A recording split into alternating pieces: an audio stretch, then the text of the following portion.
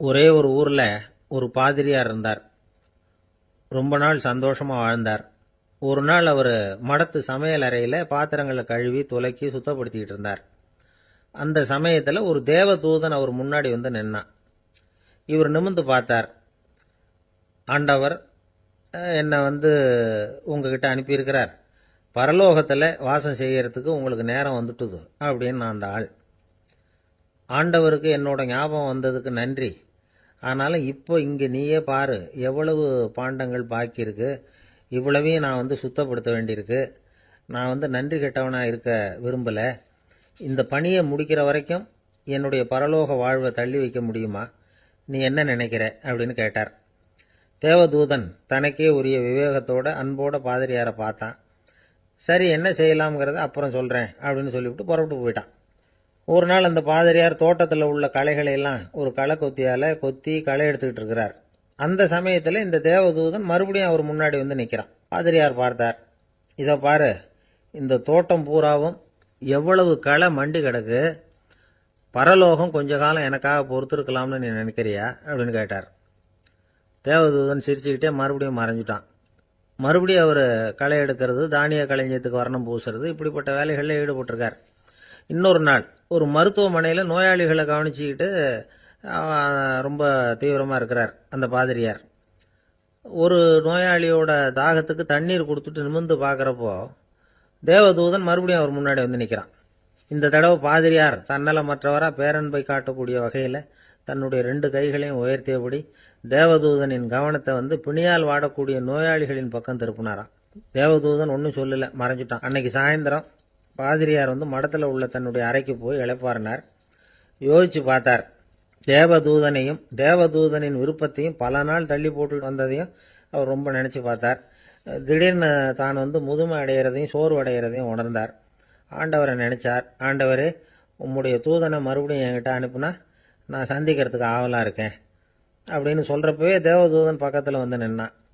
பாதிரியார் நிமிர்ந்து பார்த்தார். நீ இப்பவே என்னை அழைச்சிக்கிட்டு போக விரும்பினா நான் பரலோகத்துக்கு வர்றதுக்கு தயாராக இருக்கேன்னார்.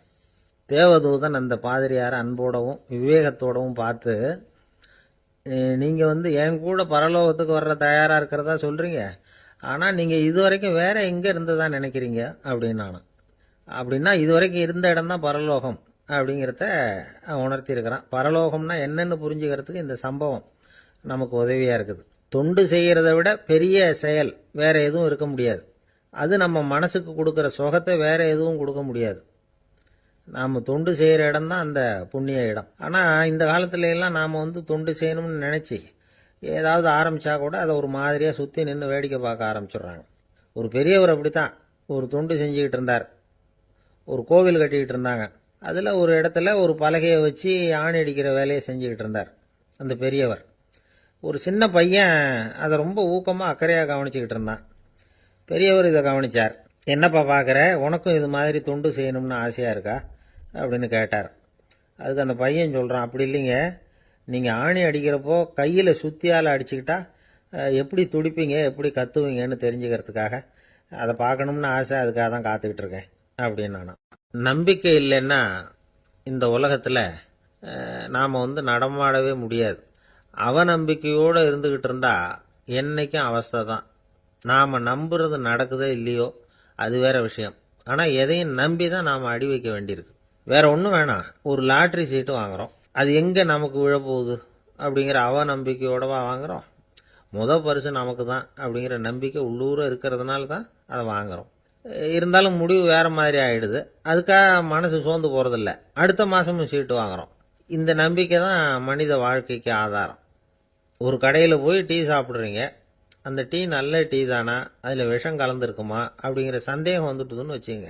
அதுக்கப்புறம் அதை எப்படி நீங்கள் சாப்பிட முடியும்? நம்பி தான் சாப்பிட்ணும். ரயில் ஒழுங்காக போய் சேருங்கிற நம்பிக்கை இருக்கிறதுனால தான் அதில் ஏறி உட்காடுறோம். லெட்டர் ஒழுங்காக போய் சேருங்கிற நம்பிக்கை இருக்கிறதுனால தான் பெட்டியில் போடுறோம். சரி, நம்ம கதையெல்லாம் நம்மளோட இருக்கட்டும். மனித நம்பிக்கை எந்த அளவுக்கு உறுதியாகவும் அறிவுபூர்வமாகவும் இருக்கணுங்கிறதுக்கு அலெக்சாண்டர் வாழ்க்கையில் நடந்த ஒரு சம்பவத்தை உதாரணமாக சொல்லலாம். இந்த உலகத்தையே ஜெயிக்கணும்னு புறப்பட்டார் அலெக்சாண்டர். ஒரு கட்டத்தில் அவர் சிட்னஸ் நதி கரைக்கு சேர்ந்தார். அந்த சமயத்தில் அவருக்கு கடுமையான நோய் வந்துட்டுது.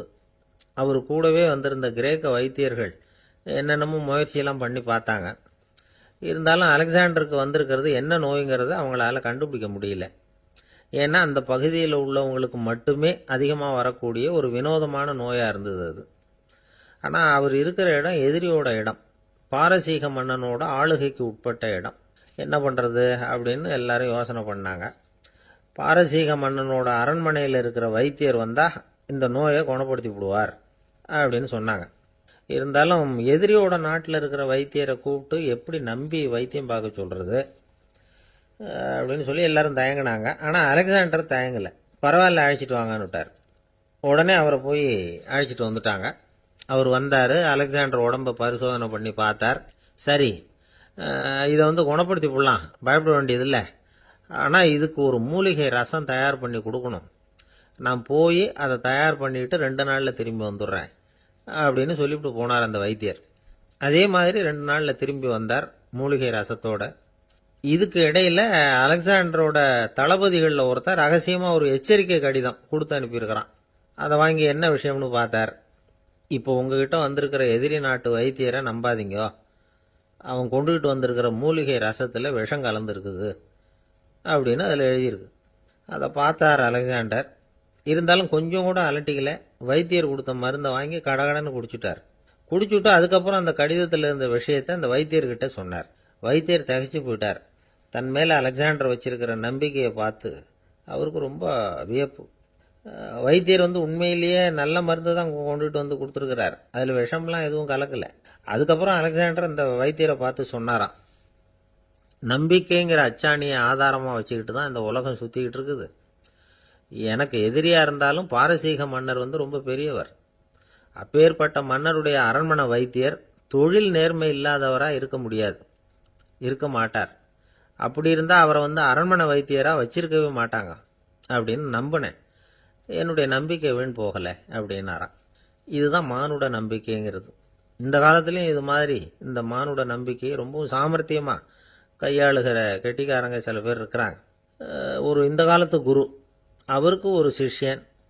குரு முன்னாடி அந்த சிஷ்யன் ரொம்ப பணிவாக நின்று, குருவே உங்கள் கையால் விஷத்தை கொடுத்தாலும் அதை வாங்கி மடமடன்னு குடிச்சிருவேன் அப்படின்னா. உன்னுடைய குரு பக்தியை மெச்சினேன் அப்படின்னார் குரு. அதுக்கு அந்த சிஷ்யன், அப்படி இல்லை குருவே, உங்ககிட்ட சிஷ்யனாக இருக்கிறத விட உங்கள் கையால் விஷத்தை வாங்கி குடிச்சு விடுறது ரொம்ப நல்லது, அதனால தான் அப்படி சொன்னேன் அப்படின்னா. 2 பேர் சுவாரஸ்யமாக பேசிகிட்டு இருக்கிறப்போ குறுக்க புகுந்து தொந்தரவு பண்ணுறதுக்குன்னே சில பேர் இருப்பாங்க. அது ரொம்ப இடைஞ்சலாக இருக்கும். இதே மாதிரி மின்காந்தம் கூட குறுக்க புகுந்து தொந்தரவு பண்ணும். கடைசியில் அது ஒரு பெரிய இடைஞ்சலில் கொண்டாந்து விட்டுரும். சில வீடுகளில் கேபிள் கனெக்ஷன் இல்லாமல் சில தனியார் டிவி காட்சிகள் தெரியும். அதுக்கு என்ன காரணம்னா இந்த மின்காந்த குறுக்கீடு தான் காரணம். இதைத்தான் சுருக்கமாக EMI அப்படின்னு சொல்கிறாங்க. அதாவது எலக்ட்ரோ மேக்னெட்டிக் இன்டர்ஃபியரன்ஸ்.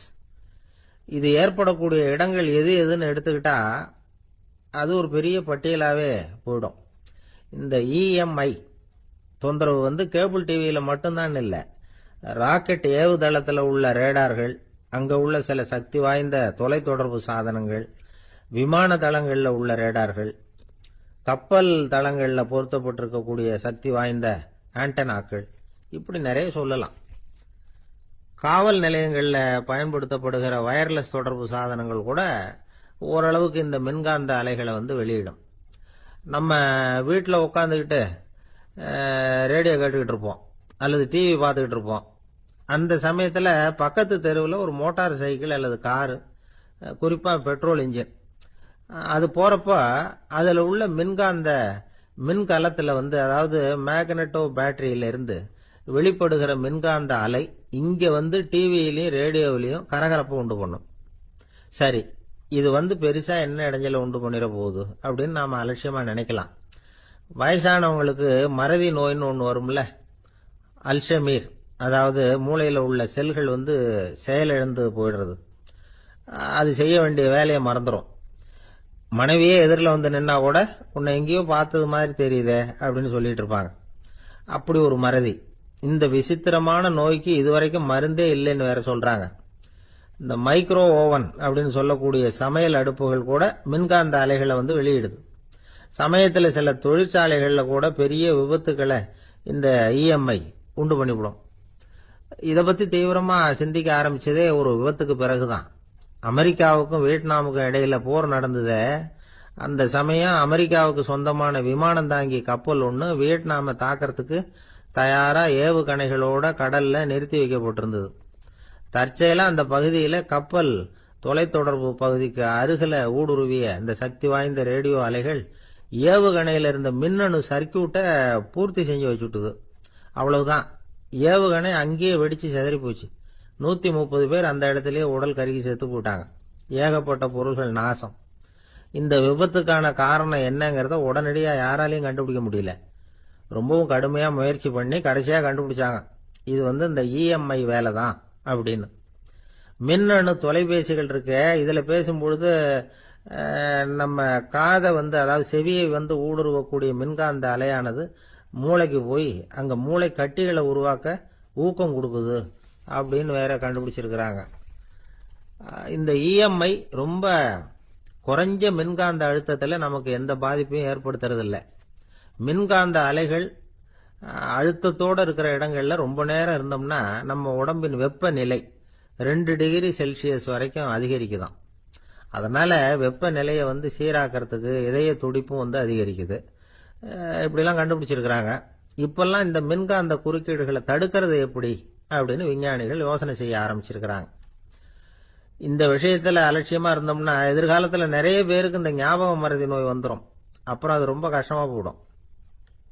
ஒரு குடும்ப தலைவர் தன் மனைவியை பார்த்து, யார் நீ, உன்னை எங்கேயோ பார்த்தது மாதிரி இருக்குதே அப்படின்னு சொல்லிட்டு இருந்தார். உடனடியா அவரை போய் பார்த்தேன். வாங்க டாக்டர்கிட்ட போகலாம் அப்படின்னு. அவரு என்னை தனியா அழைச்சிட்டு போய் காதோட காதா மெதுவா சொல்றார், இத பார்ப்பா, என் கையில பணம் இல்லாத போகலாம், அப்படி மறதி நோய் வந்துட்டது மாதிரி நடிச்சுக்கிட்டு இருப்பேன், அவ்வளவுதான், அதை நீ கண்டுக்காத அப்படின்னார். ஒரு பூங்கா, அங்க ஒருத்தர் நின்றுட்டு இருக்கிறார். நின்றுகிட்டே ஏதோ ஆழ்ந்த யோசனையில இருக்கிறார். அந்த பக்கமா இன்னொருத்தர் வந்தார். இவரை கவனிச்சார். என்ன யோசனைன்னு கேட்டார். எப்படி எழுந்திருக்கிறதுன்னு யோசனை பண்ணிட்டு இருக்கிறேன்னாரு அவர். கேட்டவருக்கு ஒரு மாதிரி ஆயிட்டது. ஏற்கனவே நின்றுகிட்டு இருக்கிற ஒருத்தர் எப்படி எழுந்திருச்சு நிக்கிறதுன்னு யோசிக்கிறாருன்னா அது ஆச்சரியம் தானே. அதுக்கப்புறம் இவர் யோசிக்க ஆரம்பிச்சார், என்ன இவர் இப்படி பேசுறாரு அப்படின்னு. கீழே விழுந்தாதானே எழுந்திருச்சு நிக்க முடியும். அதனால எழுந்திருக்கணும்னு நினைக்கிறவங்க முதல்ல கீழே விழணும். இவர் முதல்ல கீழே விழணும், அதுக்கப்புறம் தான் எழுந்திருக்கிறது எப்படின்னு சிந்திக்க முடியும். இந்த உலகத்துல எல்லாருமே கீழே விழுந்து எழுந்தவர்கள் தான். இப்ப இந்த குழந்தை பருவத்துல கீழே விழாம நடைபயில கற்றுக்கிட்டவங்க யாராவது உண்டா? சின்ன வயசுல ஒரு தடவை கூட கீழே விழல சார், அப்படியே பிறந்தார் வளர்ந்தார் பெரியவர் ஆயிட்டார் அப்படின்னு யாரையும் சொல்ல முடியாது. அதனால மனுஷங்கிறவன் விழுந்து புரண்டு எழுந்துதான் நடக்க கத்துக்கிறான். ஒரு உண்மையை நாம எல்லாரும் புரிஞ்சுக்கணும். இந்த உலகத்துல தவறு செய்யாத மனிதர்களே யாரும் கிடையாது. அப்படி இருக்கிறப்போ எப்போதாவது நாம தவறு பண்ணிவிட்டோம்னா அதுக்காக மனசு உடைஞ்சு போயிடக்கூடாது, வாழ்க்கையில வெறுப்பு வந்துடக்கூடாது. ஒரு தவறு நடந்துட்டுதா அதுக்காக மனசு உடைஞ்சு போடாதீங்க, அதை ஒரு பாடமா எடுத்துக்கங்க. அதே தவறு மறுபடியும் நடக்காம வேணும்னா பாத்துக்கலாம், அது போதும். தடைக்கல்ல படிக்கெல்லாம் மாத்திக்கணும், இதுதான் இதுல முக்கியம். ஒரு ஆள் இருந்தார். அவரு தன்னை ஒரு குருன்னு சொல்லிக்கிட்டார். மௌன குரு, வாயே திறக்கிறது இல்ல. அவருக்கு 2 சீடர்கள் உண்டு. இவங்க தான் வர்றவங்க கிட்ட பேசுவாங்க, விளக்கம் கொடுப்பாங்க. ஒரு நாள் இந்த சீடர்கள் 2 பேரும் எங்கேயோ வெளியில போயிட்டாங்க. அந்த நேரம் பார்த்து ஒருத்தர் அங்க வந்தார். குரு கிட்ட போனார். குருவே, புத்தர்னா என்னன்னு கேட்டார். குருவுக்கு ஒன்னும் புரியல. அவர் உண்மையான குருவா இருந்தாவில் புரியும். அவர் திருன்னு முழிக்க ஆரம்பிச்சுட்டார். இந்த நேரம் பார்த்து இந்த சீடர்கள் எங்கேயோ போயிட்டாங்களே, என்ன பண்றது, உதவிக்கு யாராவது கிடைக்க மாட்டாங்களா அப்படின்னு அப்படியே சுத்தி பாக்குறார். அங்கங்க பாக்குறார். வந்தவர் இதை கவனிச்சார். ஏதோ புரிஞ்சுக்கிட்டவர் மாதிரி அடுத்த கேள்வி கேட்டார்.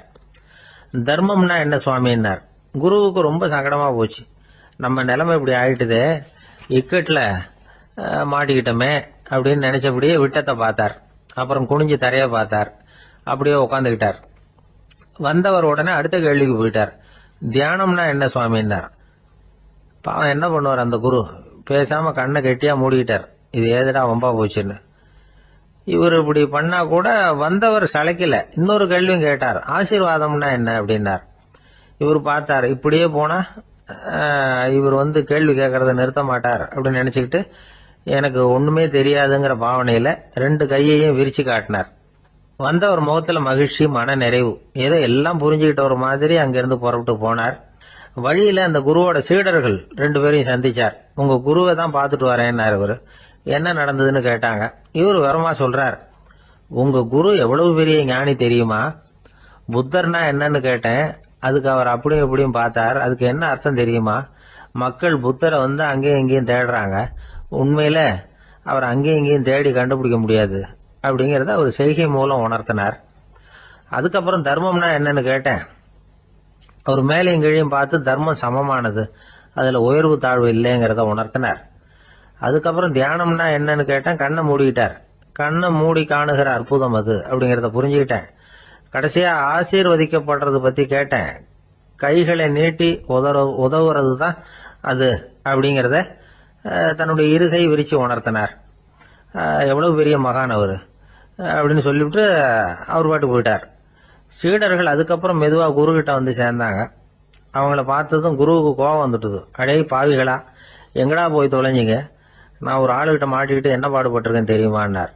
இது மாதிரி தான் நாம சாதாரண மனிதர்களின் புற வேடங்களிலேயே மயங்கி போயிடுறோம். அவங்க பேச்சு, செய்கை, பார்வை இதுல எல்லாம் ஏதோ பெரிய தத்துவம் இருக்கிறதாக நினைச்சுக்கிறோம். உண்மையிலேயே அந்த தத்துவங்கள் யாருக்கு சொந்தம்? அவங்களுக்கு இல்ல, நமக்கு தான் சொந்தம். நாம தானே அதை கற்பிச்சுக்கிட்டோம். நம்ம நாம அடையாளம் கண்டுக்கிறது இல்ல, நாம யாருங்கிறது நமக்கு புரியறது இல்ல. அதுதான் இன்னைக்கு நடக்கிறது. அதனாலதான் அடுத்தவங்களை தேடி ஓடிட்டு இருக்கிறோம். சில வீடுகளில் கூட இது மாதிரி சைகைகள் உண்டு. சில குடும்ப தலைவர்கள் தினமும் காலையில கண்ணை கெட்டியா மூடிக்கிட்டு கை 2ஐயும் சுத்தமா விரிச்சு வச்சுக்கிட்டே உட்காந்து தியானம் பண்றது வழக்கம். எதுக்காக அப்படி பண்றீங்கன்னு ஒருத்தரை பார்த்து கேட்டேன். இந்த மாசம் வாங்கின சம்பளம் பூரா தீர்ந்து போச்சு, இனிமே என் கையில சுத்தமா ஒண்ணும் இல்ல, புதுசா எதுவும் செலவு வச்சுடாதே அப்படிங்கறத அப்படி உள்ளங்கை 2ஐயும் விரிச்சு காட்டி அவங்களுக்கு உணர்த்துறேன் அப்படின்னார். ஒருத்தர் இருக்கார், நல்ல உத்தியோகத்துல தான் இருக்கிறார். ஆனா எப்ப பார்த்தாலும் முகத்தை வெறுப்பா வச்சிருப்பார். அப்படியே வருவார் போவார். ஏன் சார் இப்படி இருக்கிறீங்க அப்படின்னு விசாரிச்சோம். ஏன்டா இந்த வேலைக்கு வந்தோம்னு இருக்கு சார் அப்படின்னார். உங்க வேலை உங்களுக்கு பிடிக்கலையா அப்படின்னு கேட்டோம். இல்லைன்னார். இப்படிப்பட்டவங்க வெற்றிகரமான வாழ்க்கை வாழ முடியாது. இது நிபுணர்கள் கருத்து. வேலையை நேசிக்க தெரிந்தவர்கள் வெற்றி பெறுவார்கள் அப்படிங்கிறாங்க அவங்க. எந்த துறையா இருந்தாலும் சரி, அந்த துறையில வெற்றிகரமா இருக்கிறவங்கள விசாரிச்சு பாருங்க. எனக்கு என்னுடைய வேலை ரொம்ப பிடிக்கும் அப்படின்னு சொல்றவங்களா தான் இருப்பாங்க. அப்படி இருந்தாதான் அது வெற்றிகரமா இருக்க முடியுது அவங்களால. ஒருத்தனுக்கு பிடித்தமான பொழுதுபோக்கே அவனுடைய தொழிலா இருந்துட்டுதுன்னா அவனை மாதிரி கொடுத்து வச்சவன் வேற யாரும் இல்லை அப்படிங்கிறார் பெர்னாட் ஷா. ஒரு தடவை மன்னர் ஹுமாயூன் உயிரை தண்ணீர் முண்டு ஊற்றுகிற தொழிலாளி ஒருத்தர் காப்பாத்தினாராம் அந்த ஹுமாயூன் உயிரை. உடனே மன்னர் கேட்டிருக்கார், உனக்கு என்ன வேணும்னாலும் கேளு தரேன், உயர் பதவி வேணுமா அப்படின்னு கேட்டாராம். மன்னா, மக்களின் தாகம் தீர்க்கக்கூடிய இந்த பணியை விட உயர்ந்தது உண்டா அப்படின்னாராம் அந்த தொழிலாளி. அவரால் அவருடைய வேலையை நேசிக்க முடிஞ்சுது, அதனால மகிழ்ச்சியா இருக்க முடிஞ்சுது. நாமெல்லாம் அப்படி இல்லை. வேலை கிடைக்கிற வரைக்கும் கிடைச்சா போதும் அப்படின்னு இருக்கோம். கிடைச்சதுக்கு அப்புறம் ஏன்டா இந்த வேலைக்கு வந்தோம்னு ரொம்பவும் அழுத்துக்குவோம். சரி, நாம இருக்கிற இடத்துல நாம வெற்றிகரமா இருக்க வழி உண்டா அப்படின்னா உண்டுன்னு சொல்றாங்க. அதாவது மன இயல் நிபுணர்கள் இருக்கிறாங்க இல்லையா, அவங்க அதுக்கு முக்கியமா 6 வழிகள் சொல்றாங்க. நீங்க ஒரு அலுவலகத்துல வேலை பார்க்கறவரா அப்படின்னா இதை கேளுங்க. அதாவது உங்க மேலதிகாரி எதிர்பார்ப்புக்கு தகுந்த மாதிரி உங்க வேலை இருக்குதா? அப்படி இல்லைன்னா முதல்ல உங்க வேலையின் தரம் உயரணும். உங்களுக்கு மேல கீழே வேலை பார்க்குற பணியாளர்கள் கிட்ட நல்ல விதமா பழகுறீங்களா? அந்த உறவு முறையில ஏதாவது குறை இருந்தா அதை கண்டுபிடிச்சு சரி பண்ணுங்க. நம்பிக்கைக்கு உரியவர் அப்படின்னு நீங்க பேர் எடுக்கணும். நீங்க எடுக்கிற முடிவு நல்ல முடிவா தான் இருக்கும் அப்படின்னு அடுத்தவங்க சொல்லணும். உங்க தோற்றத்துக்கு முக்கியத்துவம் கொடுங்க. இது மனம் உடல் 2ம் சம்பந்தப்பட்டது. அதனால மனசையும் ஆரோக்கியமா வச்சிருக்கணும், உடம்பையும் ஆரோக்கியமா வச்சிருக்கணும். உங்களுடைய நிர்வாகம் செயல்படுற விதத்தை நல்லா புரிஞ்சு வச்சுக்கணும். உங்களுடைய நிர்வாகம் இப்போ ஒரு காரியம் செய்யுதுன்னு வச்சுங்க, ஏன் அப்படி செய்யுது, எதுக்காக அப்படி செய்யுது, அதனுடைய குறிக்கோள் என்ன, அது நீடிக்கிறதுக்கு காரணம் என்ன, இதையெல்லாம் தெரிஞ்சுக்கணும். சிரிப்புக்கு வஞ்சகம் பண்ணக்கூடாது, நல்லா சிரிக்கணும், அப்பதான் அது திரும்ப கிடைக்கும். கடந்த கால தோல்வியை பத்தி கவலைப்படக்கூடாது. முதலாளி விருப்பம் தெரிஞ்சு நடந்துக்கிறது நல்லது தான். அதுக்காக காக்கா பிடிக்கணுங்கிற அவசியம் இல்லை. உங்களுக்கு ஒரு பொறுப்பான வேலை கிடைக்குது, உடனே சத்தம் குழப்பம் அப்படின்னு சூழ்நிலையை இறுக்கமாக ஆக்கிடக்கூடாது. எந்த சூழலையும் இயல்பாக கையாளக்கூடியவர் அப்படிங்கிறத காட்டணும். இதெல்லாம் உங்கள் துறையில் நீங்கள் வெற்றி பெற நிபுணர்கள் சொல்கிற யோசனைகள். இவ்வளவு விவரமும் சொல்லிவிட்டு ஒருத்தரை பார்த்து கேட்டோம், இப்போ சொல்லுங்க, நீங்கள் செய்கிற வேலை உங்களுக்கு பிடிச்சிருக்குதா அப்படின்னோம். ரொம்ப ரொம்ப பிடிச்சிருக்குது அப்படின்னார். சரி, என்ன செஞ்சிட்டு இருக்கிறீங்க அப்படின்னு கேட்டோம். சும்மா தான் இருக்கிறேன் அப்படின்னார். விஸ்வாமித்திரர் சொல்றார், என்ன மாதிரி முனிவர்களுக்கும் தேவர்களுக்கும் ஏதாவது கஷ்டம் வந்தால் முதல்ல முருகன் கிட்ட போவோம், அப்புறம் பரமசிவனை போய் பார்ப்போம், அதுக்கப்புறம் திருமால்கிட்ட போவோம், அப்புறம் பிரம்மன் இந்திரன் இவங்களையெல்லாம் போய் பார்ப்போம். இவங்களாலையெல்லாம் முடியலன்னா கடைசியில் அயோத்திக்கு வருவோங்கிறார். உன்னை விட்டா வேற கதி உண்டோ அப்படின்னு தசரதனை பார்த்து விஸ்வாமித்திரரே சொல்றார். அப்பேற்பட்ட அரசன் தசரதன் கைகேயி காலில் வந்து விழறான். உன் பாதங்களை தொட்டு கெஞ்சி கேட்டுக்கிறேன், ராமனை காட்டுக்கு அனுப்பாதேங்கிறான். தசரதனுடைய இந்த நிலைமைக்கு என்ன காரணம்? அவன் கைகேயி மேலே வச்ச அளவு கடந்த அன்பு தான் காரணம். இப்போ சொல்லுங்க, அன்பா இருந்தாலும் அது அளவுக்கு மீறி போனால் கெடுதல் பண்ணுமா பண்ணாதா? அது மட்டும் இல்லை, அளவு கடந்த அன்பு நீதிக்கும் நியாயத்துக்கும் புறம்பான காரியங்களையும் செய்ய வச்சிரும். தசரதன் மிகச்சிறந்த நீதிமான், தர்மத்துக்கு விரோதமாக ஒரு காரியமும் செய்யாதவன். அப்பேற்பட்டவன் தன்னுடைய மனைவியை பார்த்து என்ன சொல்றான் தெரியுமா? உனக்காக நான் என்ன செய்யணும்னு சொல்லி செய்கிறேன், ஒரு குற்றமும் செய்யாத ஒருத்தனை கொல்லணுமா கொல்றேன், மரண தண்டனை விதிக்கப்பட்ட ஒருத்தனை விடுதலை செய்ய சொல்றியா செய்கிறேன், எந்த பிச்சைக்காரனையாவது கோடீஸ்வரனாக சொல்றியா ஆக்குறேன், அல்லது கோடீஸ்வரனை பிச்சைக்காரன் ஆக்கணுமா ஆக்குறேன் அப்படிங்கிறான். நீதிக்கு விரோதமான இந்த பாவங்களை செய்யறதுக்கு அப்பேற்பட்ட அரசன் எப்படி துணிஞ்சான்? மனைவி பேரில் வச்ச அளவு கடந்த அன்பு தான் காரணம். திரிசூலம், வஜ்ராயுதம், வாள் இதுகளால் தாக்கப்பட்டா கூட அதையெல்லாம் கொஞ்சம் கூட லட்சியம் பண்ணாத ஒருத்தன் காமதேவனுடைய மலர் அம்புகள் தாக்குனா அதை அவனால் தாக்கு பிடிக்க முடியல, விழுந்துடுறான். காமதேவனுக்குள்ள மகிமையே அதுதாங்கிறார் துளசிதாசர். அதனால தான் பெரியவங்கள்லாம் என்ன சொல்கிறாங்கன்னா, எதையும் அளவுக்கு மீறி செய்யாதேங்கிறாங்க. அப்பா, அம்மா, மனைவி, மக்கள் எல்லார் பேர்லேயும் அன்பு அவசியம்தான். ஆனால் அந்த அன்பு அறிவுக்கு புறம்பாக இருக்கக்கூடாது, அளவுக்கு மீறியும் இருக்கக்கூடாது. அப்போ தான் வாழ்க்கை சுகமாக இருக்கும், இல்லைன்னா அவஸ்தை தான். அளவுக்கு மீறின அன்புங்கிறது புரியுது, அது சரி. அறிவுக்கு புறம்பான அன்புங்கிறது எப்படி? ஒரு தாய்க்கு ஜலதோஷம் அல்லது ஏதோ ஒரு தொற்று நோயின்னு வச்சுங்களேன். அந்த அம்மாவுக்கு தன்னுடைய குழந்தை பேரில் அளவு கடந்த அன்பு. தனக்கு நோய் இருக்குது, அது அடுத்தவங்களுக்கு தொற்றக்கூடியது அப்படின்னு தெரிஞ்சிருந்தோம் அன்பை காட்டுறதுக்காக அந்த குழந்தைக்கு முத்தம் கொடுக்குறேன்னு தூக்கி வச்சுக்கிட்டு கொஞ்சம் ஆரம்பிச்சதுன்னு வச்சுக்கோங்க, அது நல்லா இருக்குமா? இதுதான் அறிவுக்கு புறம்பான அன்புங்கிறது. அது மாதிரி விலங்குகள்கிட்ட அன்பாயிருன்னு சொல்கிறோம், அதுக்காக புலிக்கு முத்தம் கொடுக்க முடியுமா? அப்படி கொடுத்தா அது அறிவுக்கு புறம்பான அன்பு. அதனால் அன்பு கூட அறிவுபூர்வமாக இருக்கணும் அப்படிங்கிறத இன்றைக்கி தகவல் மூலமாக நாம் புரிஞ்சுக்கணும். இந்த காலத்து காதலன் தன்னுடைய காதலிகிட்ட சொன்னானாம், இதை பாரு, உன் பேரில் எனக்கு அளவு கடந்த அன்பு, உனக்காக என்ன செய்யணும்னு சொல்லி செய்கிறேன், நெருப்பில் நடக்கணுமா நடக்கிறேன், நீரில் குதிக்கணுமா குதிக்கிறேன், உயிரையே கொடுக்கணுமா கொடுக்குறேன் அப்படின்னா. சரி, வர்றேன் ஞாயிற்றுக்கிழமை சாயந்தரம் 6 மணிக்கு இதே இடத்துக்கு வாங்க அப்படின்னு அந்த பொண்ணு. இவன் கொஞ்சம் யோசனை பண்ணி பார்த்துட்டு, அன்னைக்கு மழை பெய்யாமல் இருந்தால் வந்துடுறேன் அப்படின்னானா. நமக்கு முன்னாடி நமக்கு வேண்டிய ஒருத்தர் ஒரு கிளாஸில் நமக்கு பழச்சாறு கொண்டாந்து வைக்கிறாருன்னு வச்சுங்க. உடனே நாம் என்ன பண்ணுவோம்? எடுத்து கிடுகிடுன்னு சாப்பிட்ருவோம், அடுத்தவங்க யாரும் வர்றதுக்குள்ள. அதை விட்டுட்டு அதை கொண்டாந்து வச்சவர்கிட்டயே அதோட விலை என்ன அப்படி இப்படின்னு நான் கேட்டுக்கிட்டு இருப்போம், நாம் கேட்க மாட்டோம். ஆனால் காந்திஜி அப்படி கேட்டாராம். எப்போ தெரியுமா? 1935. அந்த வருஷம் மே மாசத்துல ஒரு நாள் காந்திஜி டெல்லியில் இருக்கிறார். அப்போ அவருக்கு 2 டம்ளர் மாம்பழச்சாறு கொண்டாந்து கொடுக்குறாங்க. அதை வாங்குறார். இதோட விலை என்ன அப்படின்னு கேட்டார் காந்திஜி. யாருக்கிட்ட கேட்டாருன்னா மனுபென் காந்தி கிட்ட கேட்குறார். அவங்க தான் கொண்டாந்து கொடுக்குறாங்க.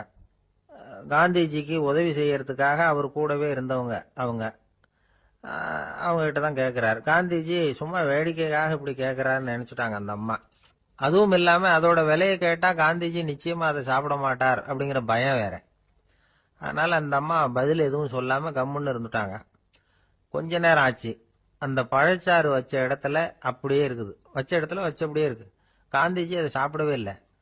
மனுபென் காந்தி பார்த்தாங்க. மெதுவாக காந்திஜி கிட்ட போய் அதை சாப்பிடுங்களேன் அப்படின்னாங்க. பழச்சாறு விலை என்னன்னு கேட்டேன், அதுக்கு பதில் இல்லை. அது முதல் தப்பு. பதிலை எதிர்பார்த்திருந்தும் அதை பத்தி விசாரிக்கல, அது ரெண்டாவது தப்பு. இப்படி 2 தப்புகளை பண்ணிவிட்டு என்கிட்ட வந்து இதை சாப்பிடுங்கன்னு சொன்னா அது எப்படி அப்படின்னு கேட்டாராம் காந்திஜி. மனுபென் காந்தி என்ன சொல்றதுன்னு தெரியாம திகைச்சு போய் நின்றுகிட்டு இருந்தாங்க. காந்திஜி தொடர்ந்து சொன்னாராம், இப்ப என் முன்னாடி வச்சிருக்கிற இந்த பழச்சாறு விலை சுமாரா ஒரு ₹1/2 இருக்கும். அது அந்த காலத்து மதிப்பு. இந்த பழச்சாறு இல்லாம கூட என்னால இருக்க முடியும். ஆனா அவசியமான பொருள்களை வாங்கறதுக்கு கூட சக்தி இல்லாத மக்கள் இந்த நாட்டில் நிறைய பேர் இருக்கிறாங்க. அப்படி இருக்கிறப்போ எனக்கு என்னத்துக்கு இந்த விலை உயர்ந்த பானம்? இதை இப்போ நான் சாப்பிட்டா என் உடம்பு வேணும்னா ஆரோக்கியமாகலாம், ஆனா என் மனசு அமைதி அடையாது. எனக்கு என்னுடைய உடல் ஆரோக்கியத்தை விட மன ஆரோக்கியம்தான் முக்கியம். அதனால இதை நான் சாப்பிட மாட்டேன், எடுத்துட்டு போயிடு அப்படின்னாராம்.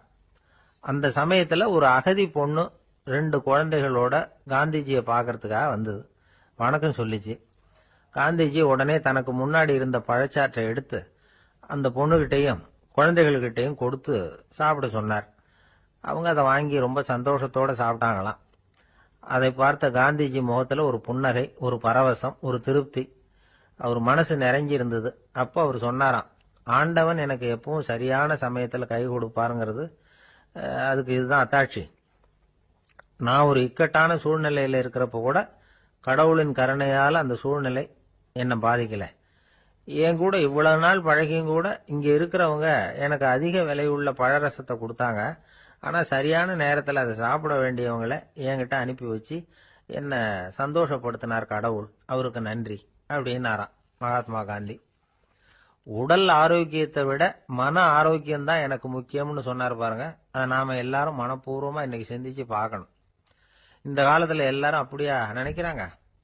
எனக்கு தெரிஞ்ச ஒருத்தர் இருந்தார். தினமும் காலையில ஒரு காபி சாப்பிட உட்கார்ற நேரத்துல பக்கத்து வீட்டுக்காரர் வந்து சேருவார் கரெக்டா.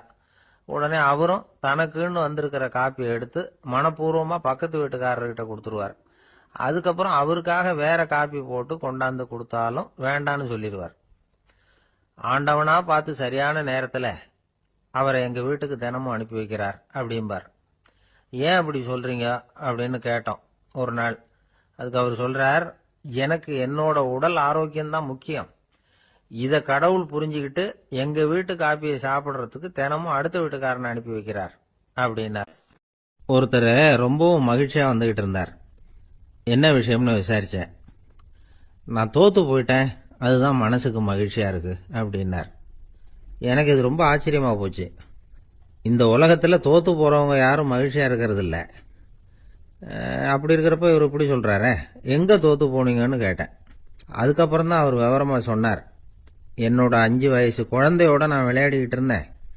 அந்த விளையாட்டுல என் குழந்தை ஜெயிச்சுட்டுது, நான் தோத்து போயிட்டேன் அப்படின்னார் ரொம்ப உற்சாகமா.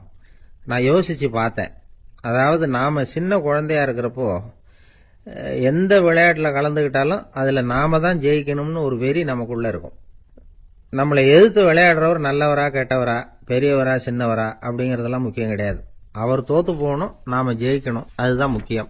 எதிரியை சந்தோஷப்படுத்த விளையாடுகிற கலை அப்ப நமக்கு தெரியறதில்ல. வாழ்க்கையில ஒரு பக்குவம் வந்ததுக்கு அப்புறம் வெற்றி பெறணுங்கிற மன அழுத்தம் போயிடுது. போட்டியில ஜெயிக்கணுங்கிறத விட குழந்தைய சந்தோஷப்படுத்தணுங்கிறது முக்கியமா போச்சு. ஜெயிக்கணுங்கிற வெறி ஓடி போட்டுது. ஒரு குழந்தையா இருந்தப்போ நம்ம வளர்ச்சிக்கு உதவிய வெறி பெரியவனானதுக்கு பிறகு நமக்கு எதிரியா மாறுது. அதை சரியான சமயத்துல நாம புரிஞ்சுக்கிட்டோம்னா போதும், நாம பொழைச்சிக்கலாம். ஒவ்வொரு மனுஷனுமே வாழ்க்கையோட அடுத்த கட்ட வளர்ச்சியில அடி எடுத்து வைக்கிற நேரத்துல தன்கிட்ட இருந்து ஏதோ ஒரு குணத்தை அல்லது தன் குணம் இருந்த ஏதோ ஒரு உறவை நாம இழக்கத்தான் வேண்டி இருக்குது. ஒரு கட்டம் வரைக்கும் உதவியா இருந்த குணம் அடுத்த கட்டத்துக்கு தடையா கூட மாறிடலாம். இந்த பரிமாண மாற்றத்துக்கு உள்ளாகிற ஒவ்வொருத்தரும் பிரத்யட்சமா இதை உணர்றாங்க. ஆனா பல பேர் எப்படின்னா பழச திறந்துட்டு புதிய கொள்கைகளை உருவாக்கிக்கிறதுக்கு இஷ்டம் இல்லாம இருந்துடுறாங்க, அல்லது அப்படி செய்ய முடியாம தவிக்கிறாங்க. இதையெல்லாம் மீறி அந்த பழச திறந்துட்டா அதை இழந்ததால உண்டாகிற மன அழுத்தம் சில காலத்துக்கு வருத்திக்கிட்டு தான் இருக்கும், வேற வழி இல்லை. ஆரோக்கியமான ஒரு முன்னேற்றத்துக்காக அந்த மன அழுத்தத்தை தாங்கிக்கத்தான் வேணும் அப்படிங்கிறாரு அந்த உலக புகழ்பெற்ற மேதை ஒருத்தர், இந்த ஸ்காட் பெக் அப்படிங்கிறவர்.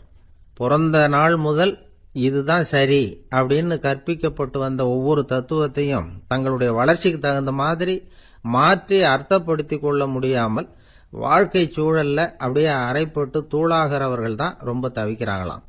இதுதான் அவருடைய கருத்து. பெரும்பாலும் மனிதர்களுடைய நடுத்தர வயசுல, அதாவது 30 தாண்டுகிற சமயத்துல தான் இந்த தவிப்பு உண்டாவதுதான். இதை தான் மேற்கத்திய நாடுகளில் அடிக்கடி மிட் லைஃப் கிரைசிஸ் அப்படின்னு சொல்றாங்க. அப்பப்போ பழசையெல்லாம் தொலைச்சி விட்டு புதுசு புதுசா பிறக்கிறதுக்கு கத்துக்கணும். ஒவ்வொரு நிமிஷத்தையும் அந்த நிமிஷத்துக்கு ஏற்ற சித்தாந்தம் கொண்டவர்களாக சந்திப்போம் அப்படிங்கிறார் அந்த உளவியல் நிபுணர். இப்படி பழகிக்கிட்டா வாழ்க்கை இன்பமயம், இல்லைன்னா தவிப்பு மயம்தான். பழசை தொலைக்க முடியாதவர்களில் எத்தனையோ பேர் உண்டு, எத்தனையோ ரகம் உண்டு. அதில் வேடிக்கையான நண்பர்களும் உண்டு. ஒருத்தர் நண்பர் வீட்டுக்கு போனார். அவர் ஏதோ இனிப்பு பலகாரம் கொடுத்து சாப்பிட சொல்லியிருக்கிறாங்க அவங்க வீட்டில். இவர் சாப்பிட்டு பார்த்துட்டு சொன்னாராம், சார் 6 மாசத்துக்கு முன்னாடி ஒரு தடவை இங்கே வந்தேன், அப்போ ஒரு இனிப்பு பலகாரம் கொடுத்தீங்க, அது இதை விட நல்லா இருந்தது சார் அப்படின்னாராம். அப்ப செஞ்ச அதே இனிப்பு பலகாரம் தான் சார் இதுவும் அப்படின்னாராம் அவர். இந்த உலகத்துல மனுஷன் எவ்வளவோ தவறுகள் செய்யறான். அதுக்கெல்லாம் என்ன காரணம்? அதை பத்தின ஆராய்ச்சி தான் இன்னைக்கு. இதுக்கு ஆராய்ச்சி என்னத்துக்கு, அது தெரிஞ்ச விஷயம் தானே அப்படின்னு நீங்க நினைக்கலாம். ஆனா அப்படி அலட்சியமா இந்த விஷயத்தை விட்டுறக்கூடாது. பொதுவா எல்லோரும் நினைக்கலாம், எது சரி எது தவறு அப்படின்னு தெரியாததுனாலதான் மனுஷன் தப்பு பண்றான் அப்படின்னு. ஆனா அப்படி சொல்லிட முடியாது. மனுஷன் தெரிஞ்சே தான் தவறுகள் பண்றான்.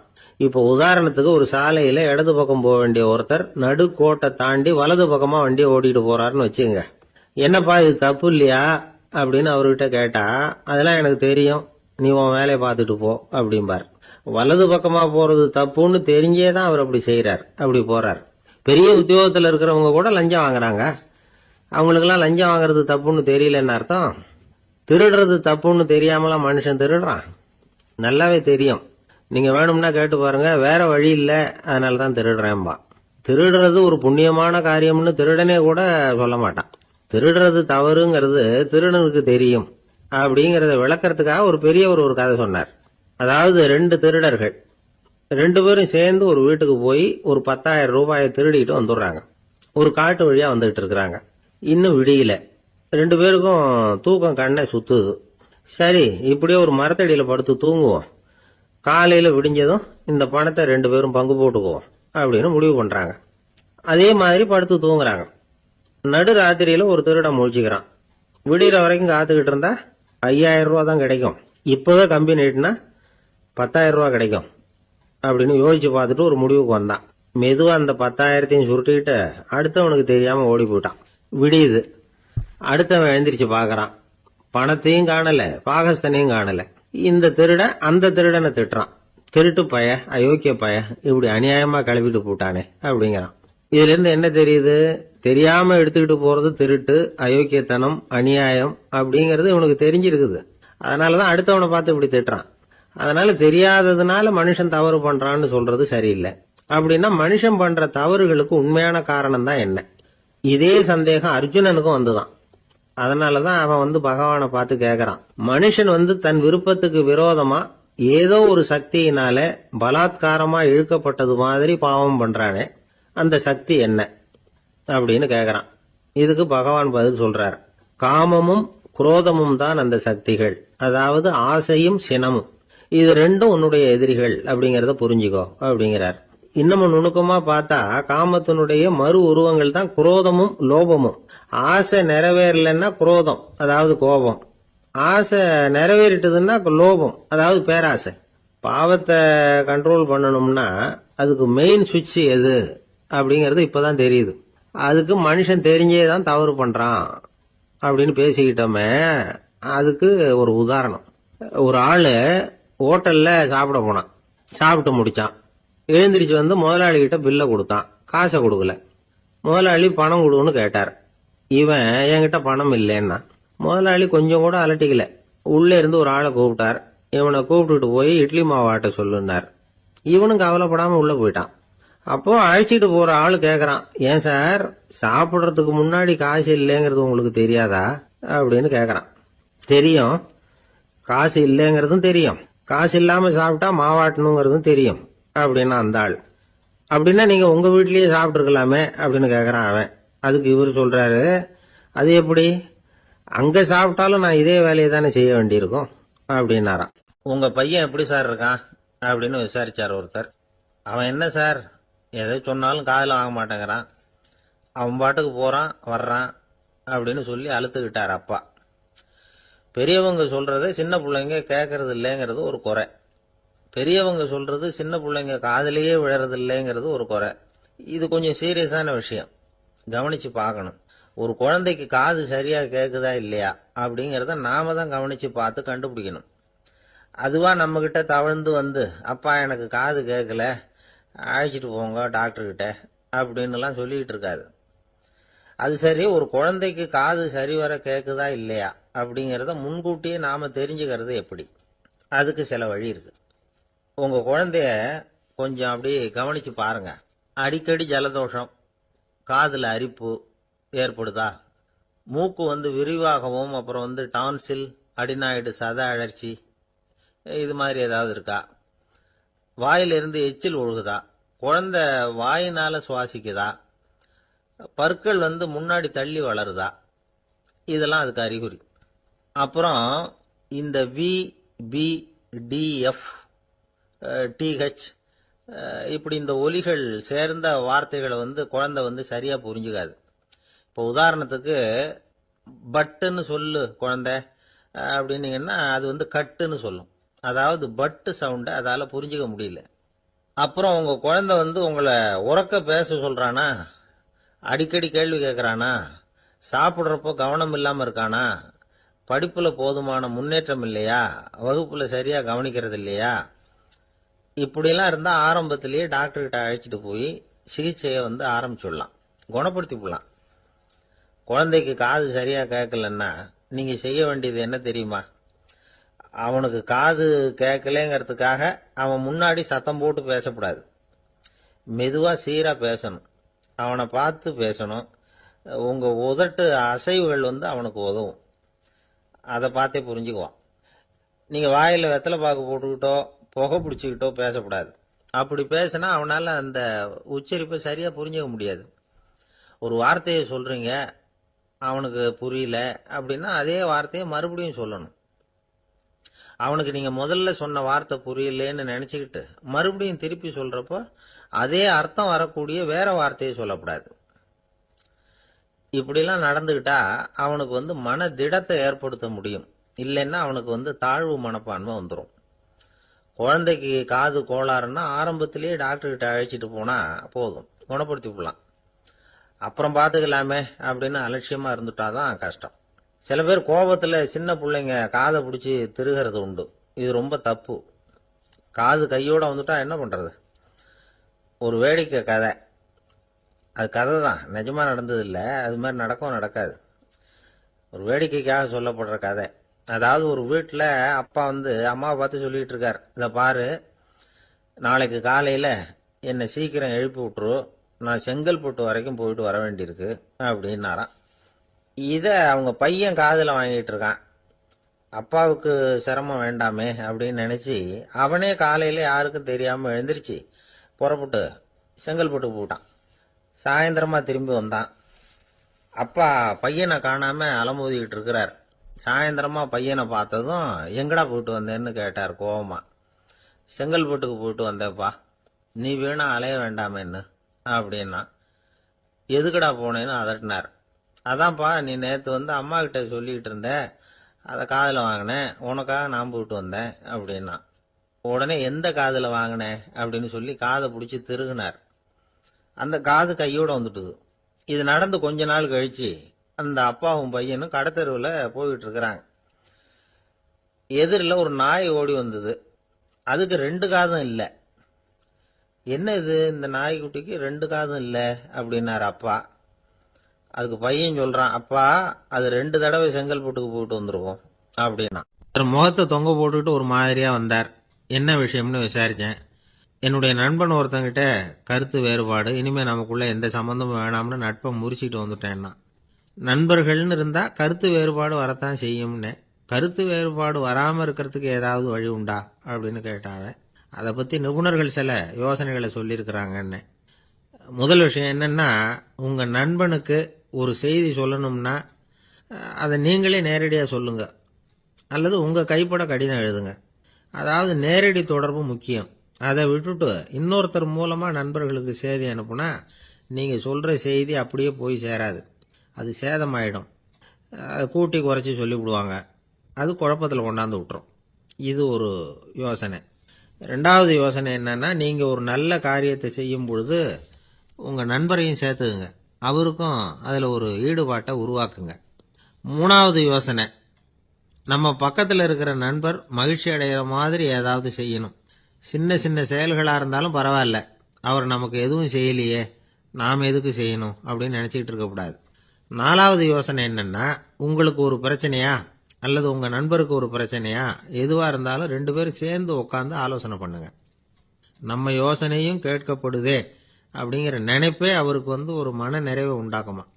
5வது யோசனை, உங்கள் நண்பர் ஏதோ ஒரு காரியத்தை செய்கிறார், நீங்கள் உடனே அவசரப்பட்டு நீ செய்கிறது தப்புன்னு தீர்ப்பு சொல்லக்கூடாது. அவர் அதை செய்யறதுக்கான நியாயங்கள் எவ்வளவோ இருக்கும், அதை புரிஞ்சுக்கிறதுக்கு முயற்சி பண்ணணும். 6வது யோசனை, உங்கள் நண்பர் என்ன சொன்னாலும் அதை பொறுமையாக கேளுங்க. அவர் சொல்கிறத புரிஞ்சுக்கணும், அவர் சொல்ல விரும்புகிறத புரிஞ்சுக்கணும், அவர் சொல்ல முடியாமல் தவிக்கிறதையும் புரிஞ்சுக்கணும். இப்படி 3 விதமாகவும் அவரை புரிஞ்சுக்கிட்டு அதுக்கு தகுந்த மாதிரி செயல்படணும். 7வது யோசனை என்னன்னா, உங்கள் நண்பர் உங்ககிட்ட ஏதோ ஒரு கருத்தை சொல்கிறார், அது உங்களுக்கு பிடிக்கல, அதுக்காக உடனே நீ சொல்கிறது சரியில்லை, நான் ஒத்துக்க மாட்டேன் அப்படின்லாம் மறுத்துக்கிட்டு இருக்கக்கூடாது. அவர் சொல்கிறத கேட்கணும், பொறுமையாக சிந்திக்கணும், அதுக்கப்புறம் பதில் சொல்லணும். இப்படிலாம் நடந்துக்கிட்டால் நண்பர்களுக்குள்ள கருத்து வேறுபாடு வர்றதுக்கு வாய்ப்பே இருக்காது அப்படின்னு வல்லுநர்கள் தொகுத்து சொல்லியிருக்கிறாங்க இந்த யோசனைகளை. எனக்கு தெரிஞ்ச சில நண்பர்கள் உண்டு, அவங்களுக்குள்ளேயும் கருத்து வேறுபாடுகள் வராமல் இருக்கிறதுக்கு சில நுட்பங்களை கையாளுறது உண்டு.